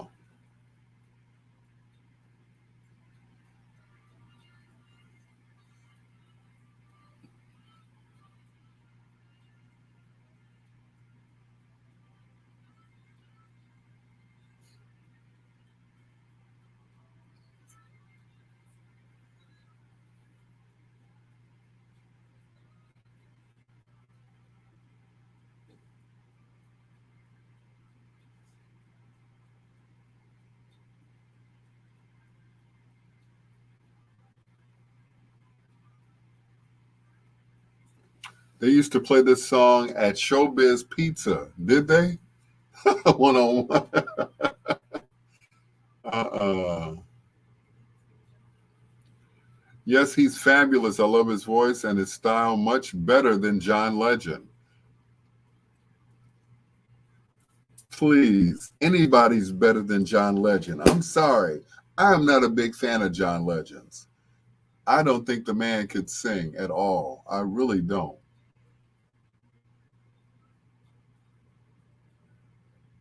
I am not a John Legend fan. I'm sorry. Hate me for it, but I just don't like him.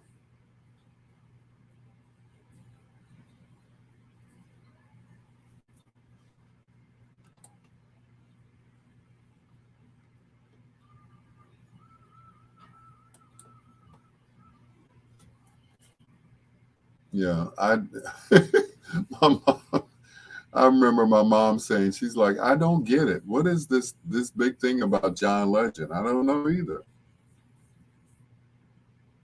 I don't get it either.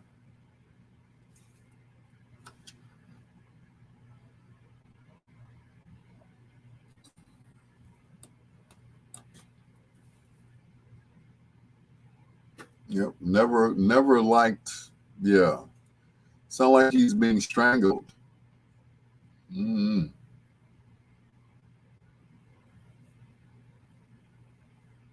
I just don't get it.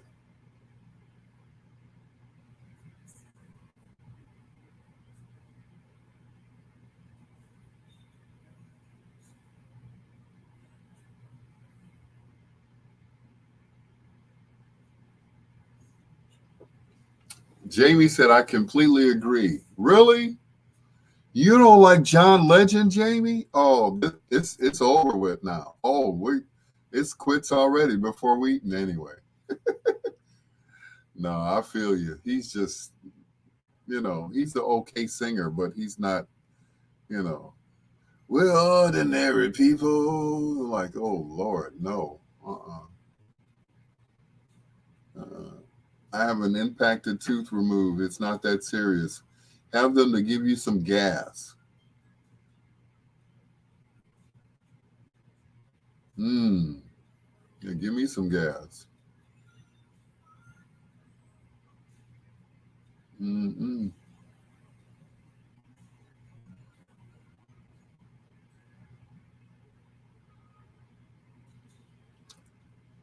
I like John, but Kim is amazing. Him in concert is magic. I agree, Jamie. We agree on something. Kim is much better than John Legend. Yeah, hands down. Yeah, yeah. I have to give it to the brother. Yeah, and he's not the butthole that everybody thinks he is. I met him. As a matter of fact, he was at Big Corn's retirement party. Big Corn, of course, who does the Smooth Jazz Cafe on Sundays on WOSD.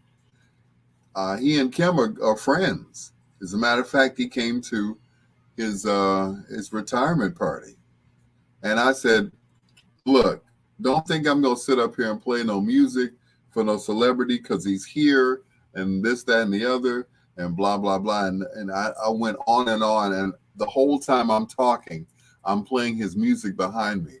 I'm like, no, I don't kiss nobody's butt. I don't care who he is, you know. So that's it. Lady G said, I like John Legend, and that's all I'm going to say on that. Well, you are outnumbered. So you keep loving John Legend.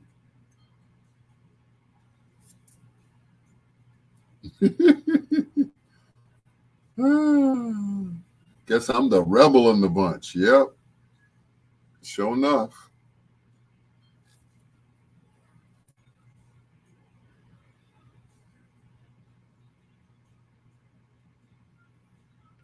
So I watched the video that my daughter sent me with her husband on it. He did an excellent job. I got to give it to him. He did a great job. It was like he was, he was all professional and stuff.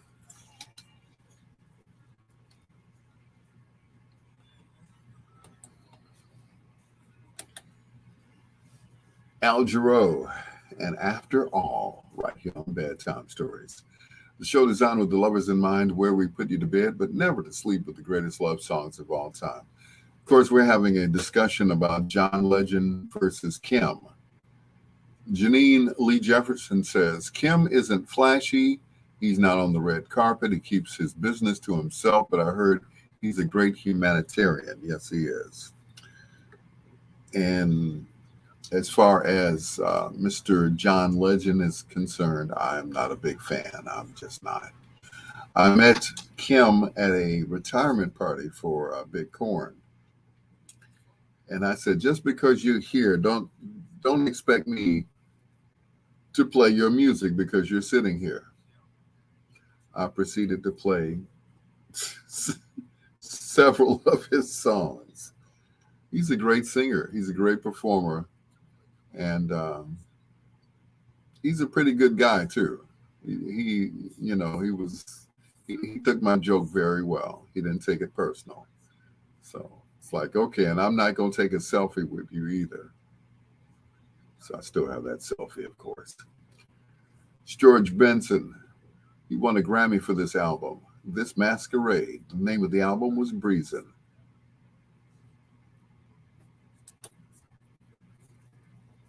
Do, do, do, do, do, do.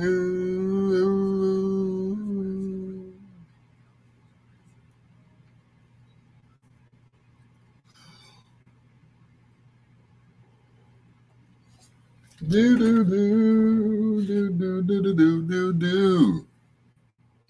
I don't know much about Kim or his music, but as I said, to each his or her own. Moving on.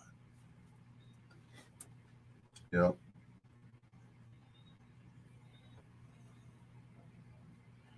I can't stop loving you.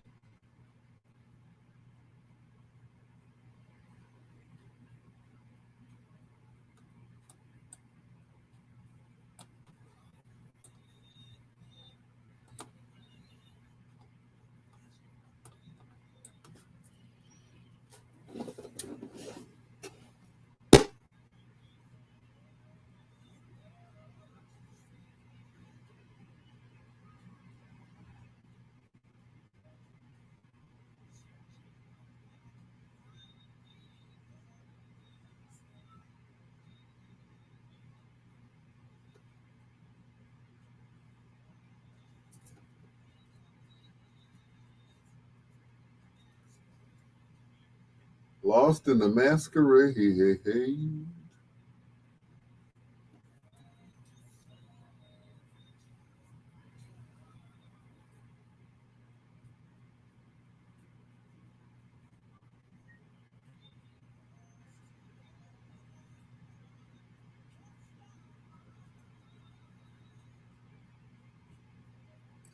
We tried to talk it over, but the words got in the way.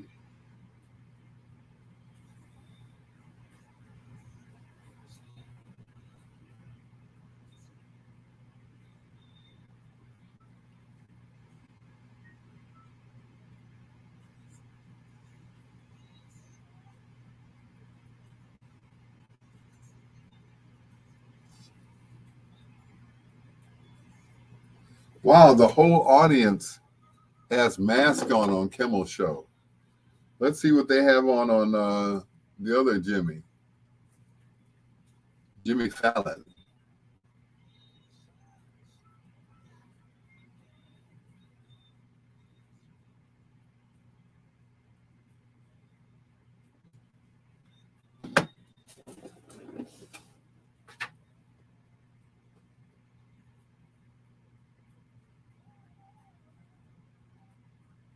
Mm-hmm. Somebody said this was a while back. They said they went to a George Benson concert and he couldn't sing.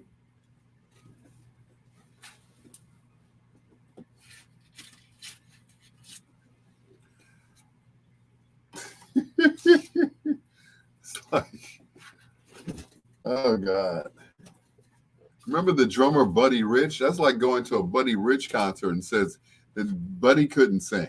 But he played the hell out of those drums, though. Like, ladies and gentlemen, George Benson started his career as a guitar player, a jazz guitarist. He's one of the most sought after jazz guitarists ever. Who cares if he can't sing? I'm like, really? Mm-mm. He didn't start off as a singer.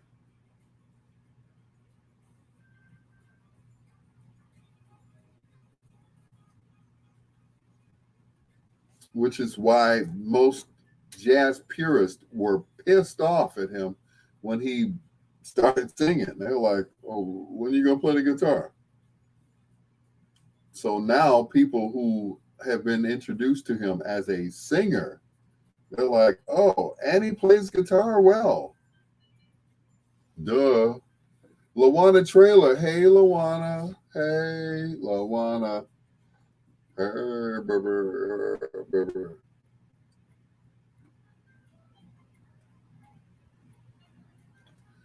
Ooh, look. Kentucky Fried Chicken has their own chicken sandwich now.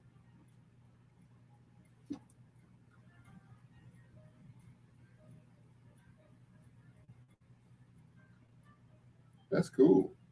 I have my tickets to see Elton on February 5th. Mask required and proof of vaccinations and boosters. And boosters. Oh, not and boosters. Wow. Boosters too? Wow. Looks like I won't be seeing Elton at that concert. No. And boosters?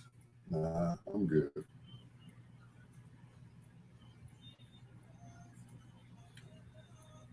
I'm just I'm a little terrified at that booster thing. Yeah. But yeah, enjoy yourself. Same day as Sheila E at the City Winery. Oh, Sheila E's gonna be at the Oh, I heard the tickets were like, $125. Yeah, she's definitely living the glamorous life. Yes. $125. Woo. I'm excited for you, girl, because Elton ain't getting no younger. I'm just saying. Elton ain't getting no younger. Go right ahead.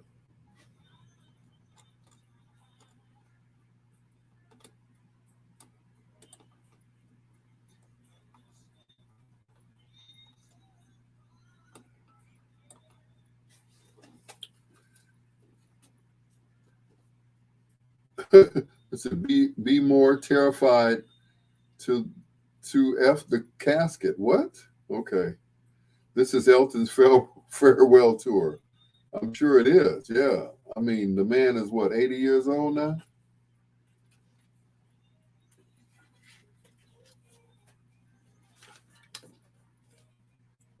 Really? Wow. Yes, someone said Elton. Yes.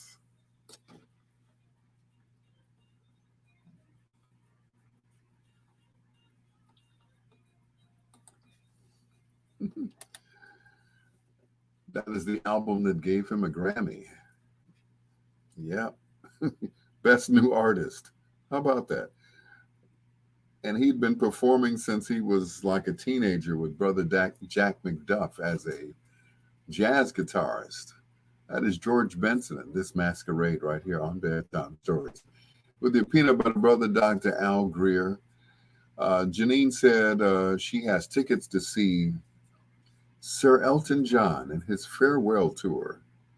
Well, that's wonderful. He's made so much money. And I remember seeing his movie, right? Rocket Man. Excellent movie. The thing about it was that me and Swiss Chocolate, we were the only colored folks there. They let her slide because she looked more like them than she did me. So, and I knew all the songs. I was singing right along with them. I didn't care. Anyway, it's your Dr. Al Greer, just ahead of foreplay. But let's take care of some business right now because Bedtime Stories is sponsored by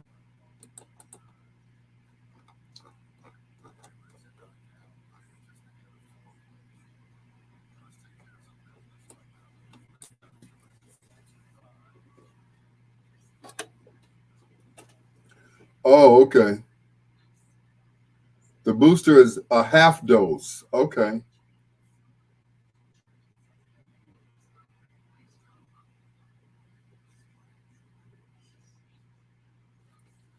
Well, until it's mandatory for me to get the booster, I'm not going to get it yet. So there. Ah, la, la, la, la. Anyway, I was the only fly in the milk at James Brown concert at the Star Plaza. Well, hot dog. Mm-mm. Getting the booster on the 30th. Done and dusted.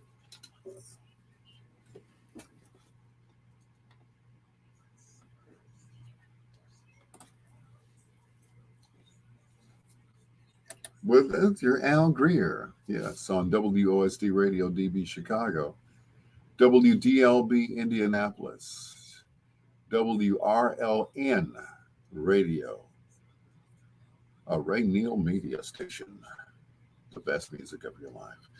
It is your Dr. Al Greer, and it is time for foreplay. And without any help from the audience, I picked tonight's foreplay artist. They hail from Philadelphia. Yep, they hail from Philadelphia. And of course, the city of brotherly love. They made their way to uh, California. Once they got there, they met a gentleman by the name of Marvin Gaye, who insisted that they become a part of his group. So they became background singers known as the Love Men Limited. From there, they got a record contract and signed with Capitol Records, which is interesting because the guy that discovered them was signed to Motown Records and later to Columbia Records. But he signed them to Capitol, which they had a long-lasting relationship until they signed with Warner Brothers, which was later on. But all of their big hits, of course, came on Capitol Records. He was born Harold Beverly, but Harold just didn't sound sexy. So Frankie sounded more sexy, I guess. So tonight in Foreplay, we feature the music of Maze featuring Frankie Beverly. Maze, of course, the name that Marvin Gaye gave them. This is Bedtime Stories with your peanut butter brother, Dr. Al Greer.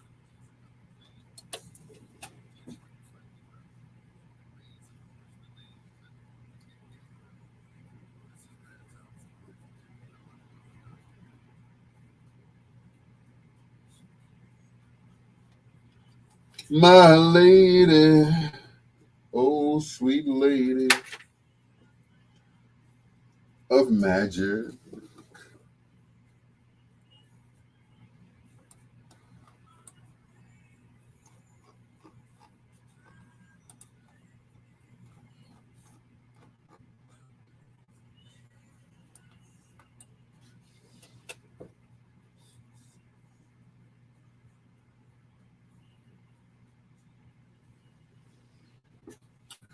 Maze.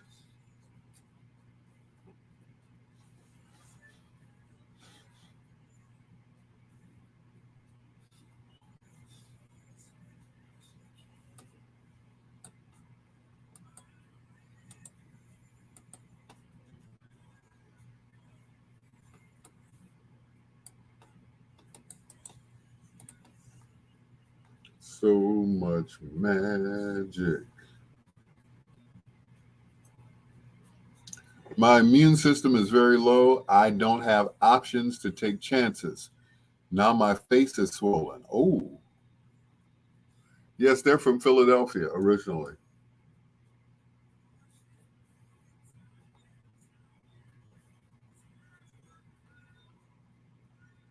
Yeah.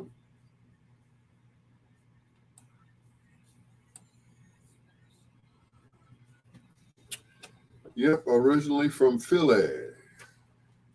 Originally, they were known as Raw Soul. Ooh, don't you hate when that happens? Raw Soul.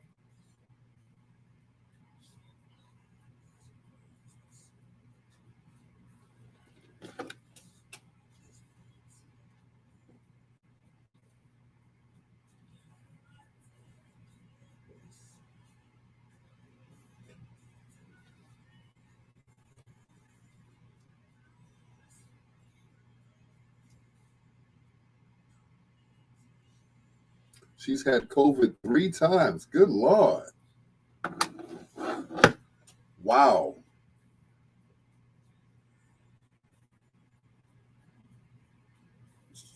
3 times? Wow. Wow.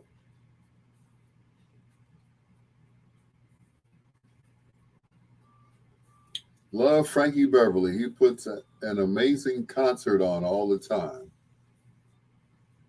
Yes, he does. Even as of recent, even with no voice. Yeah.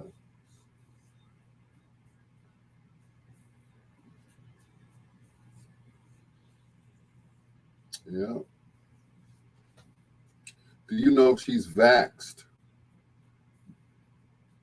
I'm hoping that she is now. If she's had COVID 3 times, I hope she's vaxxed now.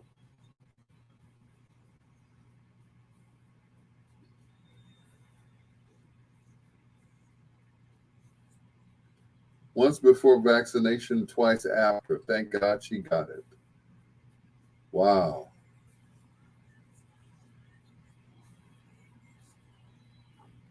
But they say with the vaccination, then you get the symptoms, but you don't die. Okay. You still get it, but you don't get gone.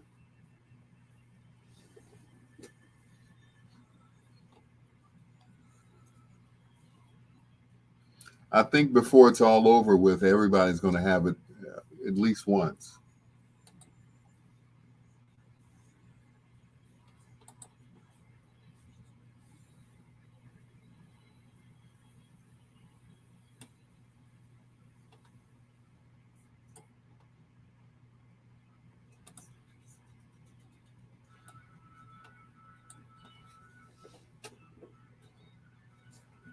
Yep, everybody's going to have it at least once.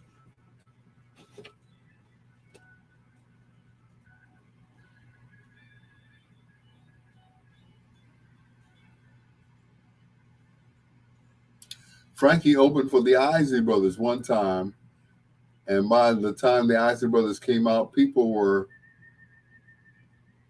worn out. Okay, we have 30 nurses out with it now. 30. Woo wee! Wow.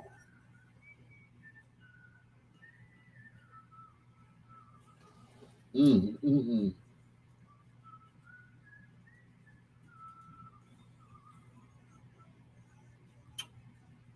Ooh, the nanny is on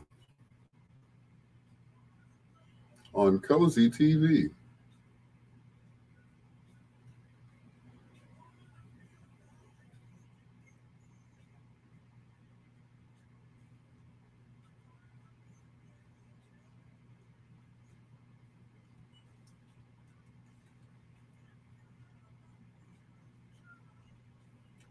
Fran Drescher was cute back in the day, I tell you.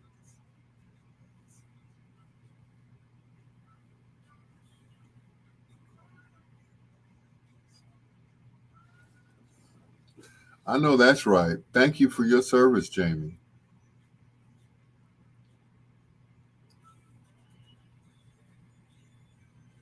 Absolutely. Thank you.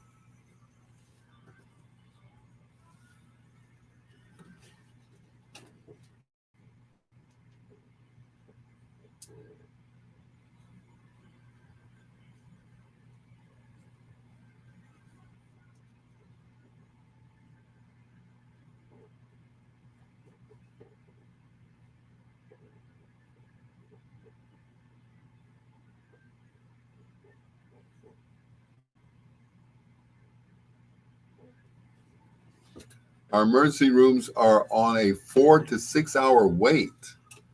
Woo! Wow. Yeah, you be careful, baby.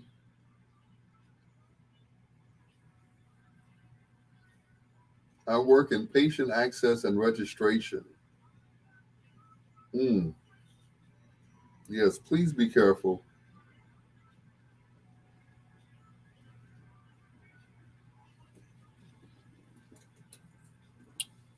Because if something happens to you, I would, whoo, Lord. Mm,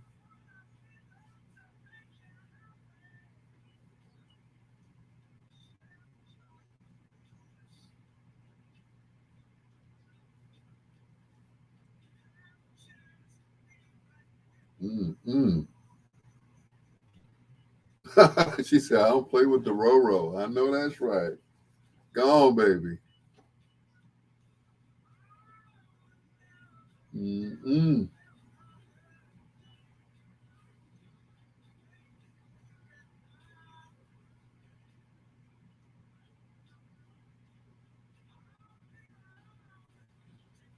It was a great concert. They are two of my favorite groups, Isley Brothers and Frankie Beverly and Maze. Yep.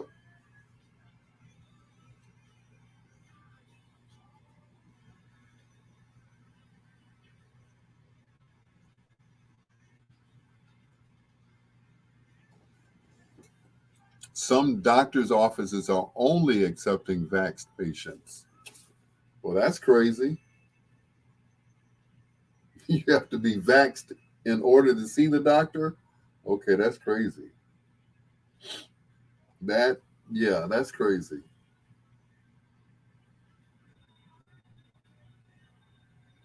Mm-mm.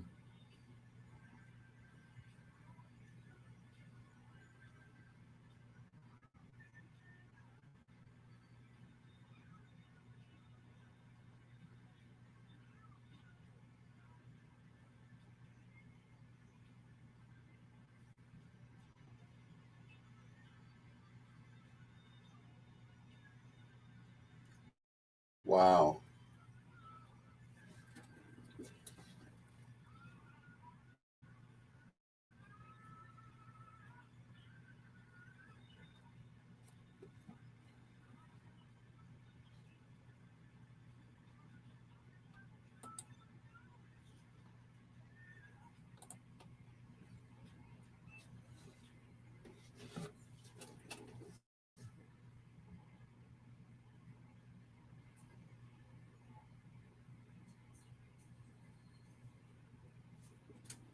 My doctor's office makes you wait in the car until they're ready for you. You have to call and let them know that you're in the parking lot. Ooh, is that serious, huh? Wow. Mm-mm.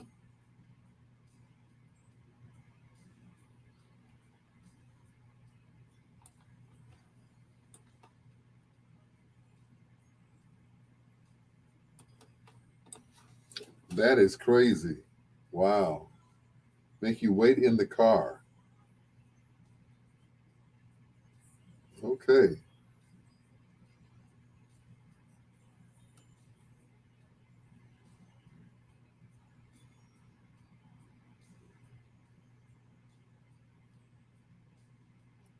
And when the ER waiting rooms are full, we have already diagnosed COVID patients to do the same.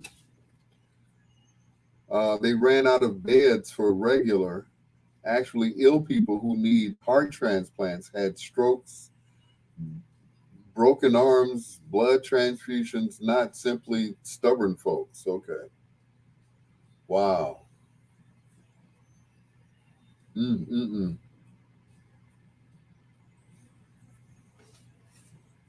Wow.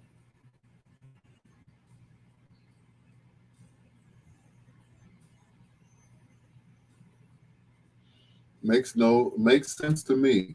If I was an MD, I don't think I would want to have a clinic full of unvaxxed patients mixed with the ones that are vaxxed. That will be exposing everyone to the virus. You're absolutely right. Absolutely, Lady G. That's crazy. That is crazy.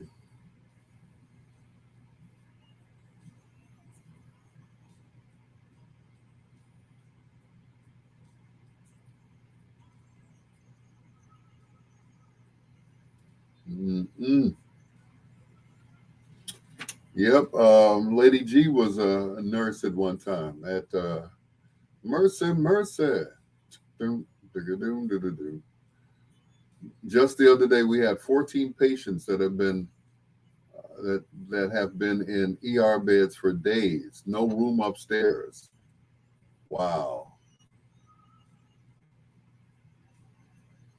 Mm-mm.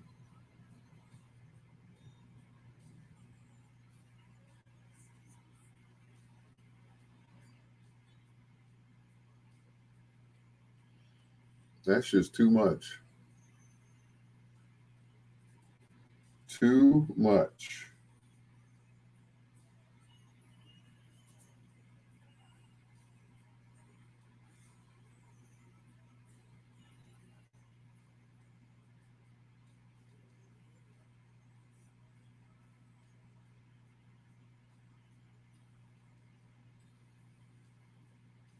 I have underlying health issues, and I'm blessed. I haven't had to go to the ER since COVID hit.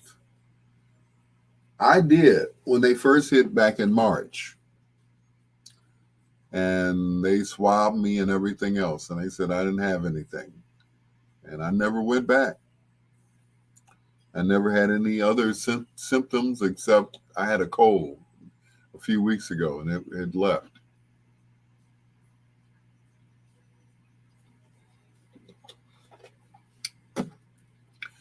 And I've had nothing since then. I love a patient man was in trouble and needed immediate care.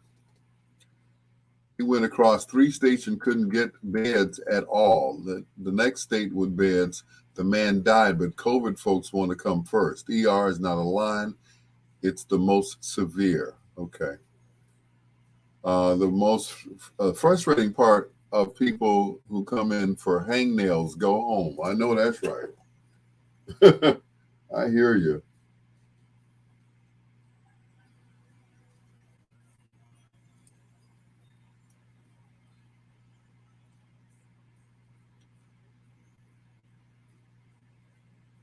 I hear you. That is frustrating.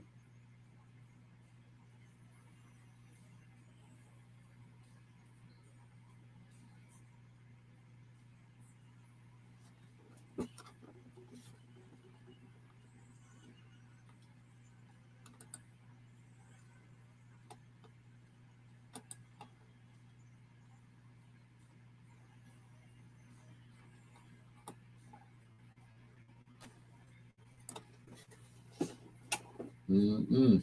Luana was saying a heart patient man. Oh, okay. What did I say?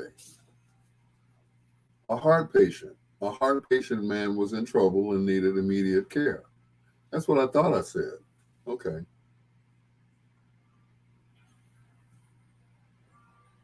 Mm-mm.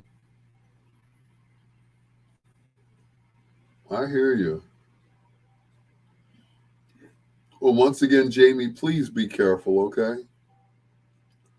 I don't want anything to happen to you, darling.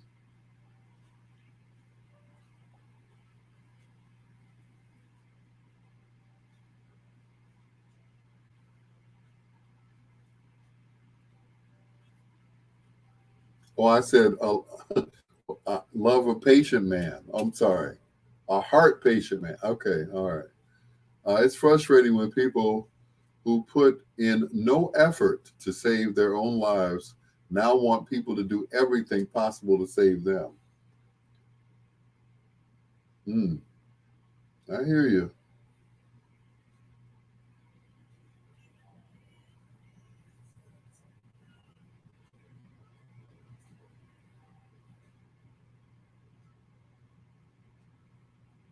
Mm-mm.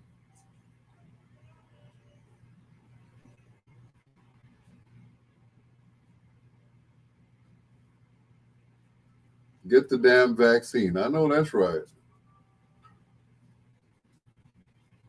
Like Bitcoin says all the time, get the damn shot. He got the Johnson and Johnson shot. He and his wife. So now all they have to do is go back and get one shot, another Johnson and Johnson, I guess, or maybe one Pfizer. He'll be all. They'll be all right. They don't go anywhere, and when they do, they're all masked up and everything. You know,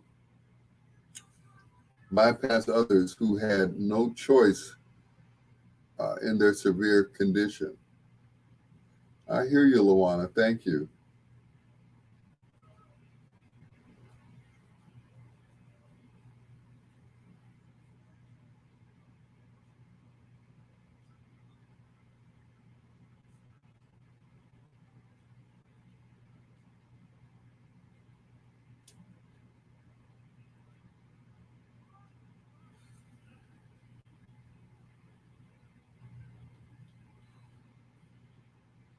Yep, this thing is no joke out here. It really isn't.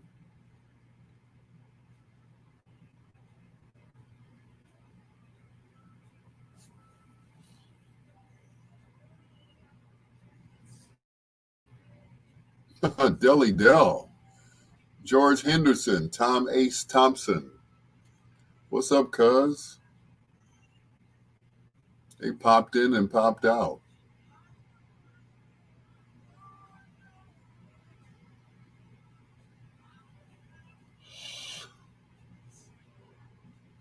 Woo! Excuse me.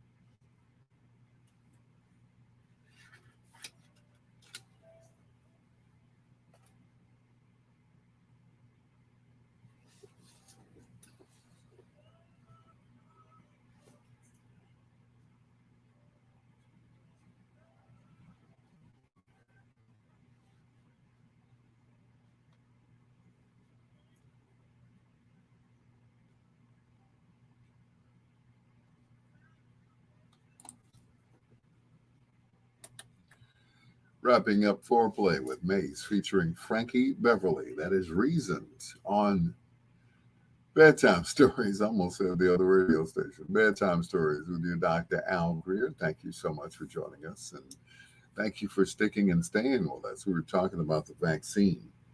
A lot of people are on the fence about getting this booster shot. I've had both shots already and not the booster yet. They said the booster is half the dose. So I'm like, okay, I'm still on the fence about it, but it's okay. Luana saying that she had a professor who was deaf in her left ear because her parents didn't get her measles, mumps, and rubella shots. Okay, I get it. I don't know what that has to do with the other one. Measles in her left ear. Oh, well, all those childhood diseases are no joke when you get to be a certain age. I remember having, uh, I think it was the measles, and I was a teenager, and that was the worst thing. No, chicken pox. I take that back. I had the chicken pox. And I remember, scratching some of those scabs off, and they left holes in my face, permanent holes. I'm like, oh, Lord. Why couldn't I have gotten it when I was a little kid, right?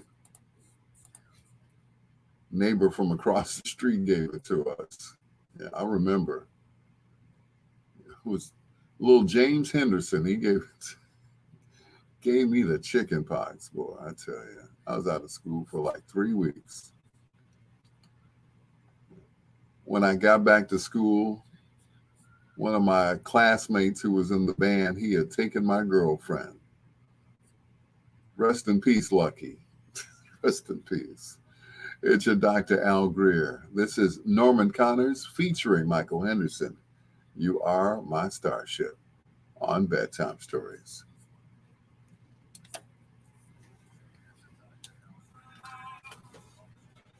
My life, I have to go on. Granted. Is Dr. Ron in the house? Dr. Ron. I have a friend with lupus. He tells me every day that she has the mumps. I asked her, did she get an MMR vaccine as a kid? I need to return the love and hit on your ladies. What? I saw you guys this afternoon. I was watching you while I was still at work, and I kept seeing Jamie's name pop up on the screen. I was like, okay.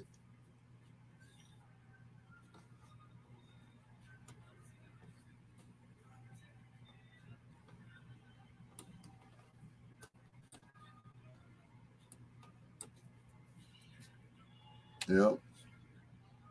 But that was a great interview you guys did together. I didn't know who was interviewing who. For a while, I was like, okay, both of you all are great interviewers. So it was kind of difficult, to see who was interviewing who because, you all were going back and forth. By the way, you guys are great at what you do. And I finally got a chance to watch the breakdown that Buck Wild was having. I'm like, okay, I saw that, and I was like, okay, where did I'm trying to, I tried to rewind it, and I was trying to figure out at what point did he, get angry? What was said that made him angry, that made him go off like that, and I just couldn't see anything. He just all of a sudden his whole demeanor changed. So that was it. Yeah, Buck Wild.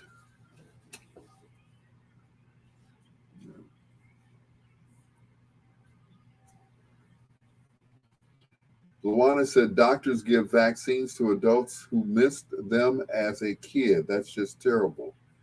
That is terrible because my thing is,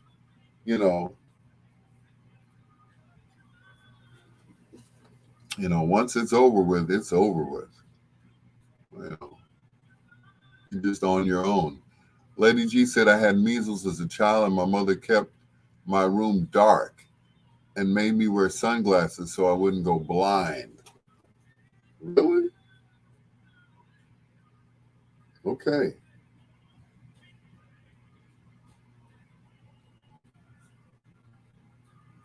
All right.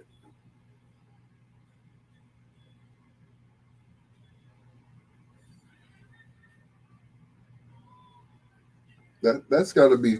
I don't know. That's kind of strange. Okay. Made you wear glasses so you wouldn't go blind. Okay. I got chickenpox as a 30-year-old adult. I had them as a 16-year-old young man. Anybody that's had shingles got the shingles shot.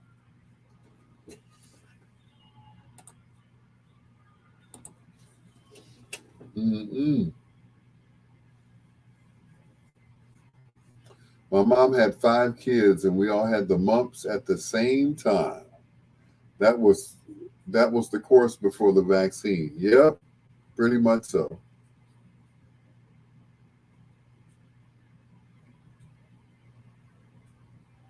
Yeah, pretty much so. Yeah.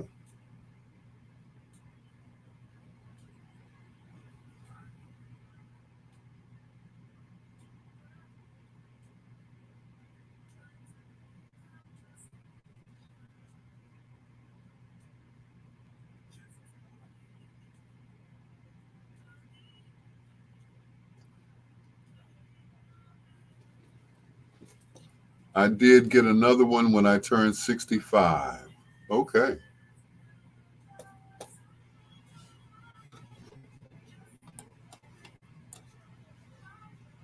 Oh wait.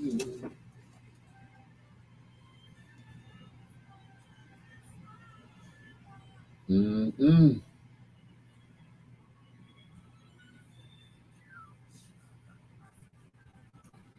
Ooh, sure enough, must be love. Ooh, ooh, ooh, ooh, ooh. Tonight on the B sides, it's the music of Heat Wave.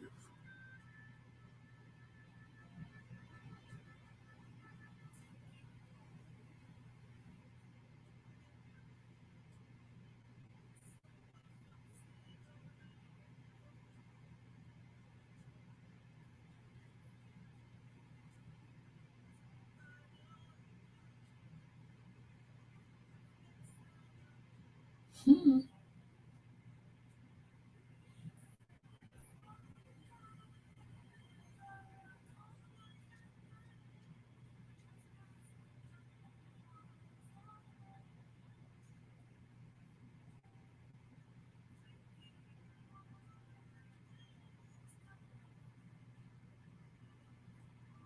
Did you have any reactions? Hmm.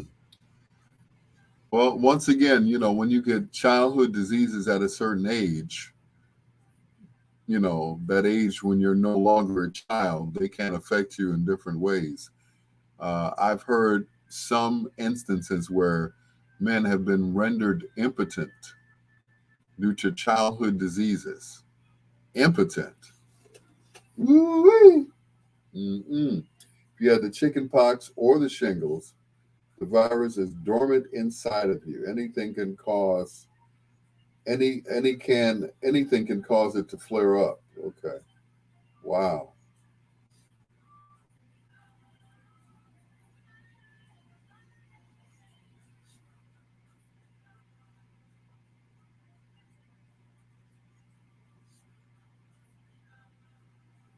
Ooh-wee.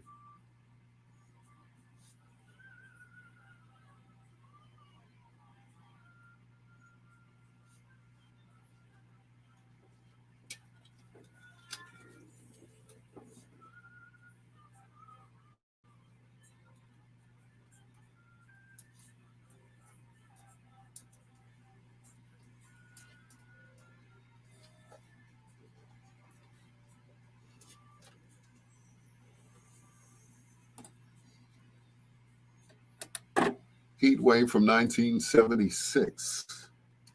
And Show Enough Must Be Love. Woo! It's your Dr. Al Greer, and this is Bedtime Stories, the show designed with the lovers in mind, where we put you to bed but never to sleep with the greatest love songs. of all time. And of course, we're talking about childhood diseases and, of course, the COVID-19 vaccination. Most people have already had the vaccination. Some people are still in the air, up in the air about it, and they don't know if they want to get it or not. I've had both my Pfizer's, but I've yet to have the booster. Kind of scared of that. They said the booster shot is half of the dose of the other one. I'm like, okay, that's good to hear. I'm still not quite um, convinced that I need the booster. So, oh well, I'll just keep wearing my mask, keep being safe, keep my distance 6 feet away or 6 feet under. Here's the first of two in a row from the great Isaac Hayes. It's a few more kisses to go on Bedtime Stories.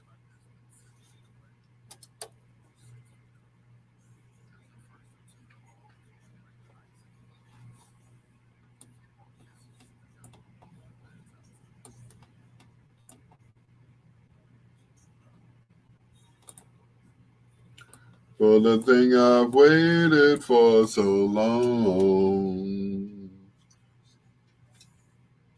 Only got you where I want you, girl. The fire of my desire is growing strong. Feel your heart beating like a drum. Once we lie here on the floor. For the precious moment comes. We got one more. No, two more. And a few more. Kisses to go. Come on, Ike. Bring it on home, baby.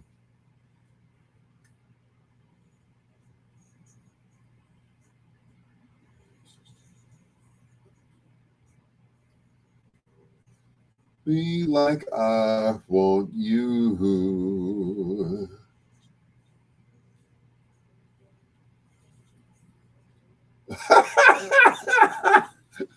Day jobs. Yeah, you're right. Day jobs. Yep, all five of them. Yep. Got rent and a car note, I tell you. Thank you, Jamie. Don't forget. Don't forget me. Good night, Jamie. You're welcome, Jamie. And anytime. Time to get back to the grind. Well, be careful, okay? All right? Be careful, Jamie. I'm telling you. Be careful. Okay? And I'll talk to you soon. I'll call you when I think you're up in the afternoon. I'm sure you won't be up before 2 p.m. Yeah. That's what I've heard. I've seen people with it. They are not happy. Pinky promise. Oh, stop it. Woo. Girl, you made a blessings to you too. You made an old man feel good tonight, Jamie. Patricia Finley, Al looking like Snoop on his best day. Thank you.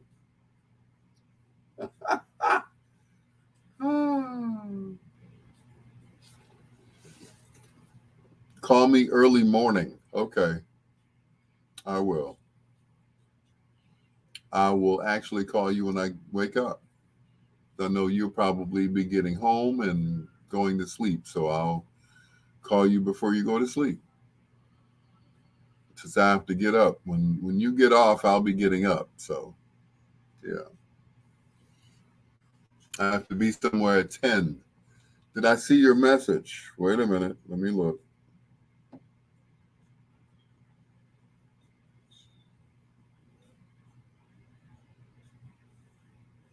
Let me check, Dr. Ron.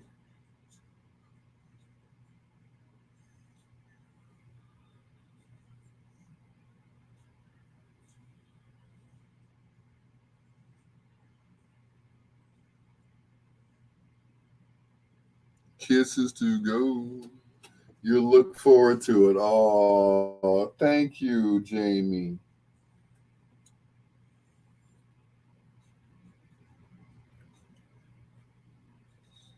Al, did you lose weight? Yes, I did.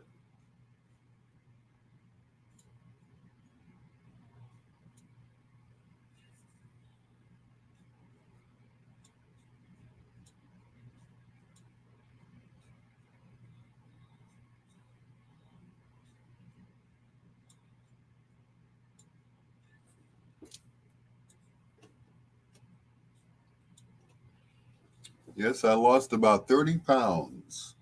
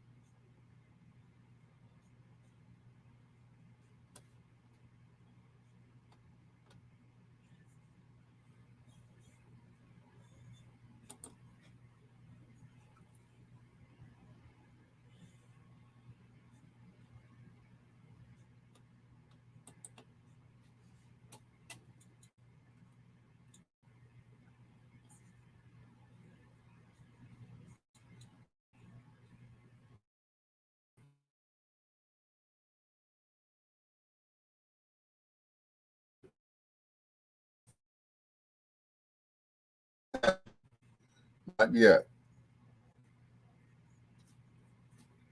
It's coming though. They're supposed to turn on my gas on Saturday. At least I hope they are.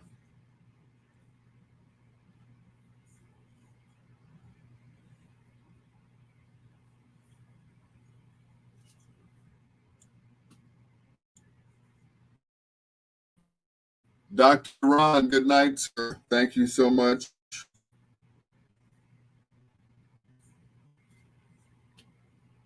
I thank you a whole lot.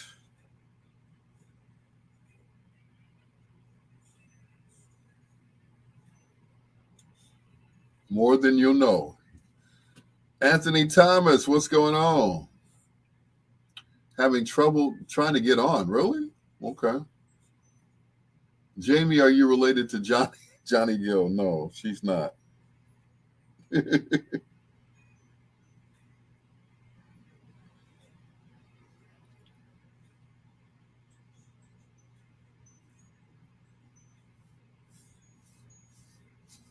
uh, Anthony, try the TuneIn app if you can't get on using the regular app. We're also on TuneIn as well as Simple Radio, the Simple Radio app too. And no, she's not related to Johnny Gill. Johnny Gill's from DC.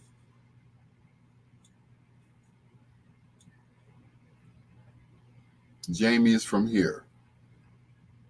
So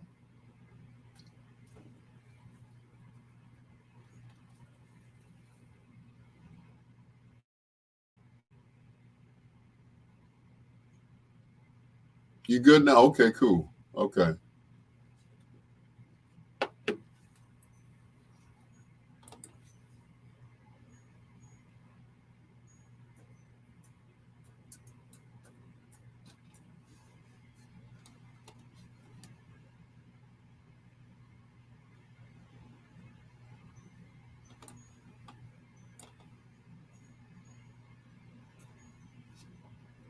cool.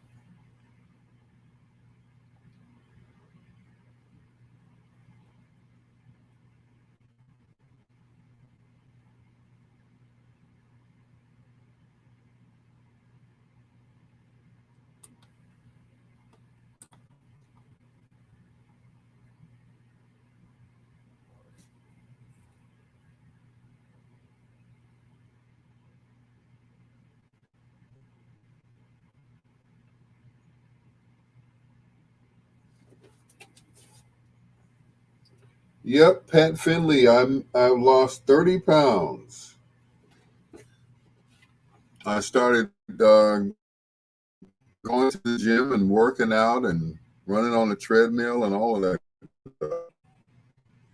So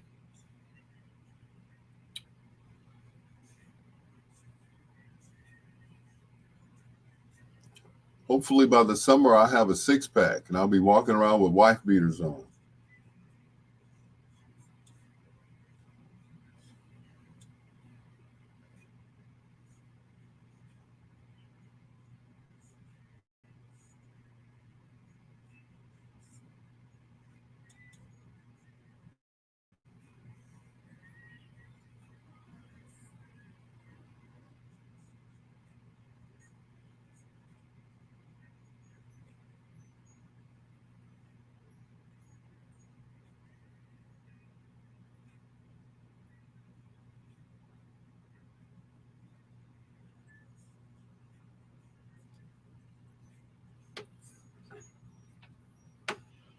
So why you were already straight?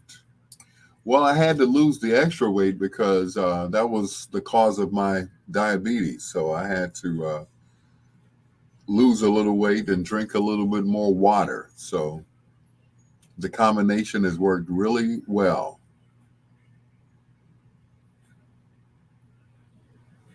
Yep. Hey, Lenise, what's going on, baby girl? Am I still on? Seems I no longer see the comments. No, the thing is, am I still on? Because, normally when that happens, they discover the music and then they cut me off. So,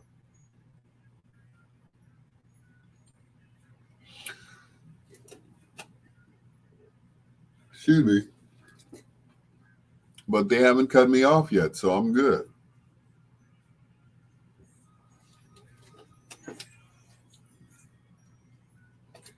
I will.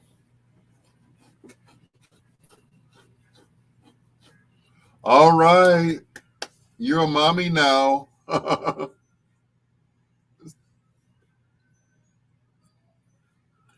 Swear I'll never let you down.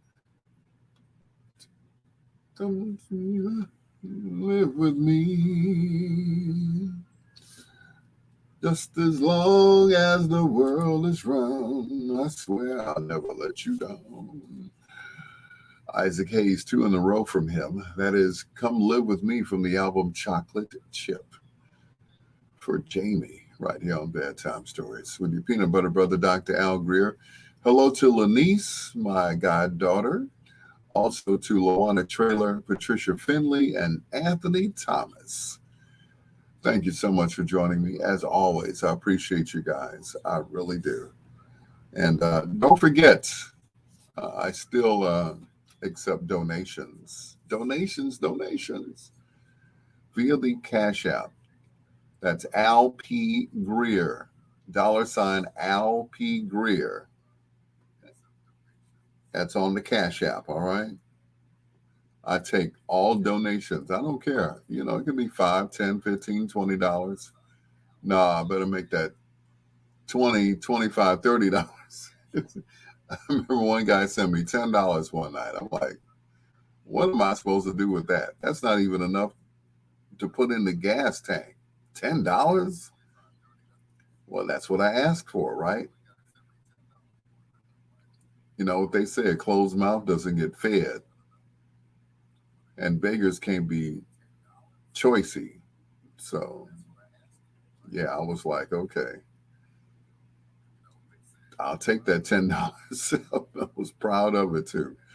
Anyway, like I said, donations via the Cash App, and that's $ Al P. Greer. That's Greer.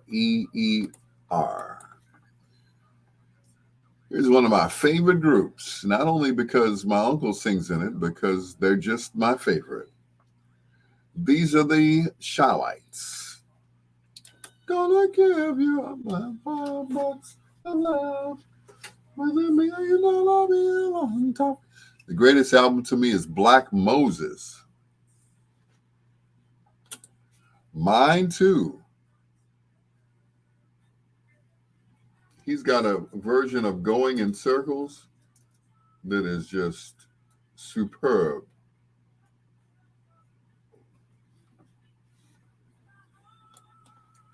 And I think I'll play it. Might have been what he had, $10. You're right. Patricia says your voice is so sexy. I should have known that you can hold a few notes. I can hold a few notes, yes. Just a few. Now, whenever I do karaoke, my go-to song is Practice What You Preach. And usually I will get drinks off of that one song. Women will buy me beers all night because of that one song, Practice What You Preach. And I appreciate you ladies for sending me those beers. Yep. I'm like, check you all out. 1 in a million voice. Oh, thank you, goddaughter. 1 in a million voice. Yep. Did I mention I take donations via the Cash App at $Al P. Greer?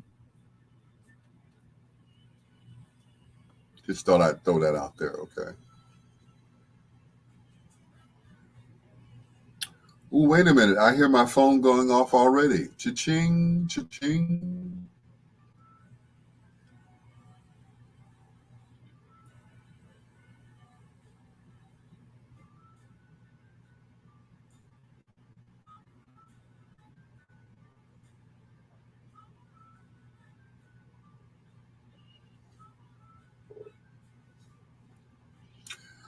Did you know that I'm a member of the Shawlites too?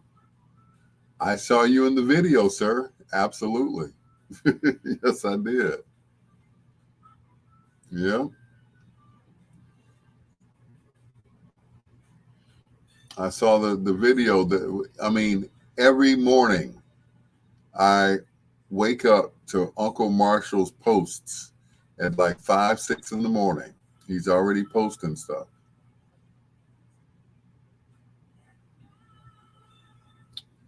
I'm like, go ahead, Uncle Marshall. Like, when does that man sleep? He's probably asleep now and about to get up at 6 o'clock and start posting stuff. He said he had to learn how to use social media to keep him out there. I said, right on, right on.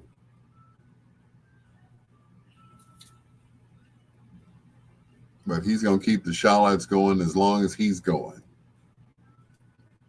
And he told me once, he said, once he's gone, he said, once I'm gone, ain't going to be no more Shawlites. I'm the last one. I'm like, don't you want them to continue your legacy? No. Like, come on, Uncle Marshall. And still working with Joby Thomas. Oh, okay. I ain't mad at you. Make that money.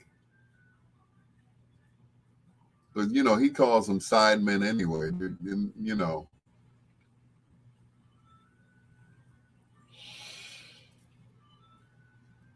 You know, there are no more original members, just side members. Like, for instance, Gerald Austin and the Manhattans is just Gerald and sidemen.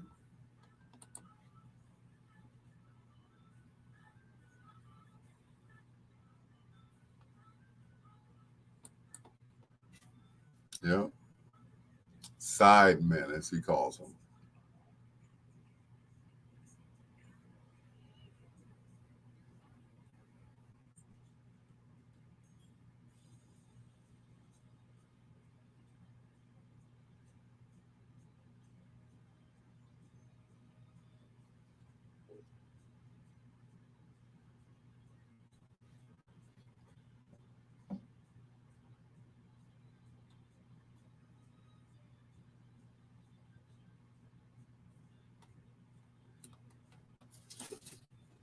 I'll be right back. Don't go anywhere.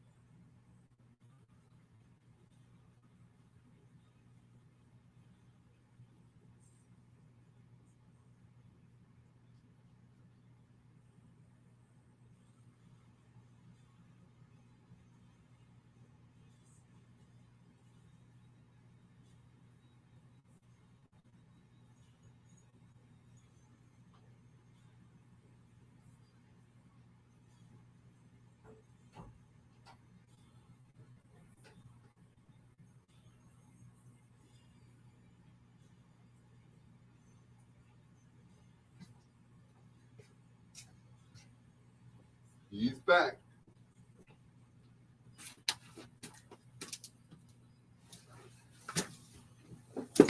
Mm-mm.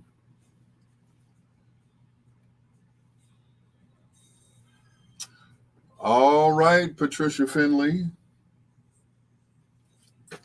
I'll call you later, okay?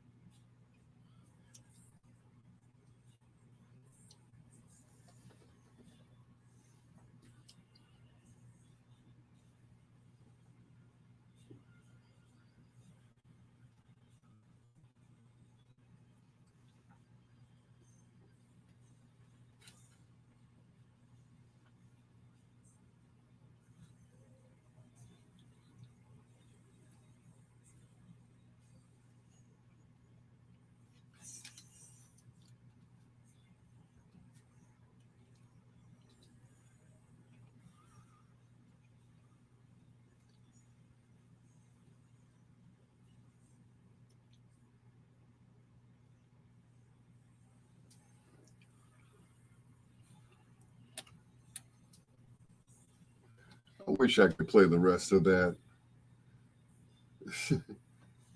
I hate to talk over the ending of it, but I ran out of time. Oh, no. Oh, no. Anyway, thank you so much for staying up with me. Right here on Bedtime Stories to Lady G, Patricia Finley, Anthony Thomas, who is also with the Shine-a-Lights, and Joby Thomas's Enchantment. Let me get that out there. Also to Queen Janine Lee Jefferson, Jamie Gill, thank you for checking in. Dr. Ron and everybody else, thank you so much. We do it again tomorrow, right here on Bedtime Stories. Till next time, blue skies, green lights, and peace. Good night.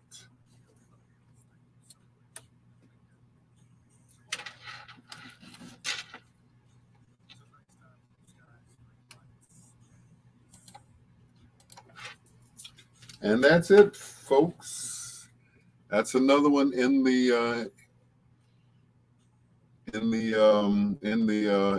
books. Okay, that's what I want.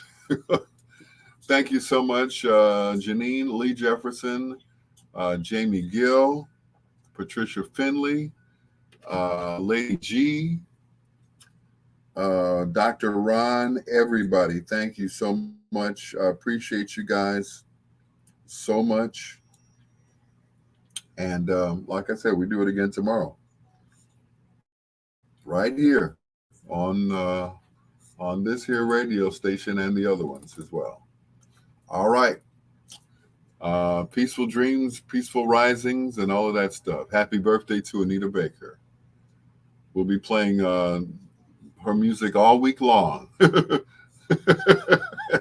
what V103 says. It's like we play Anita Baker all the time, not just 1 week. Like, that's sad. But anyway, big ups to Derek Brown. You know, he got a job to do, so that's cool. Anyway, nighty night, y'all.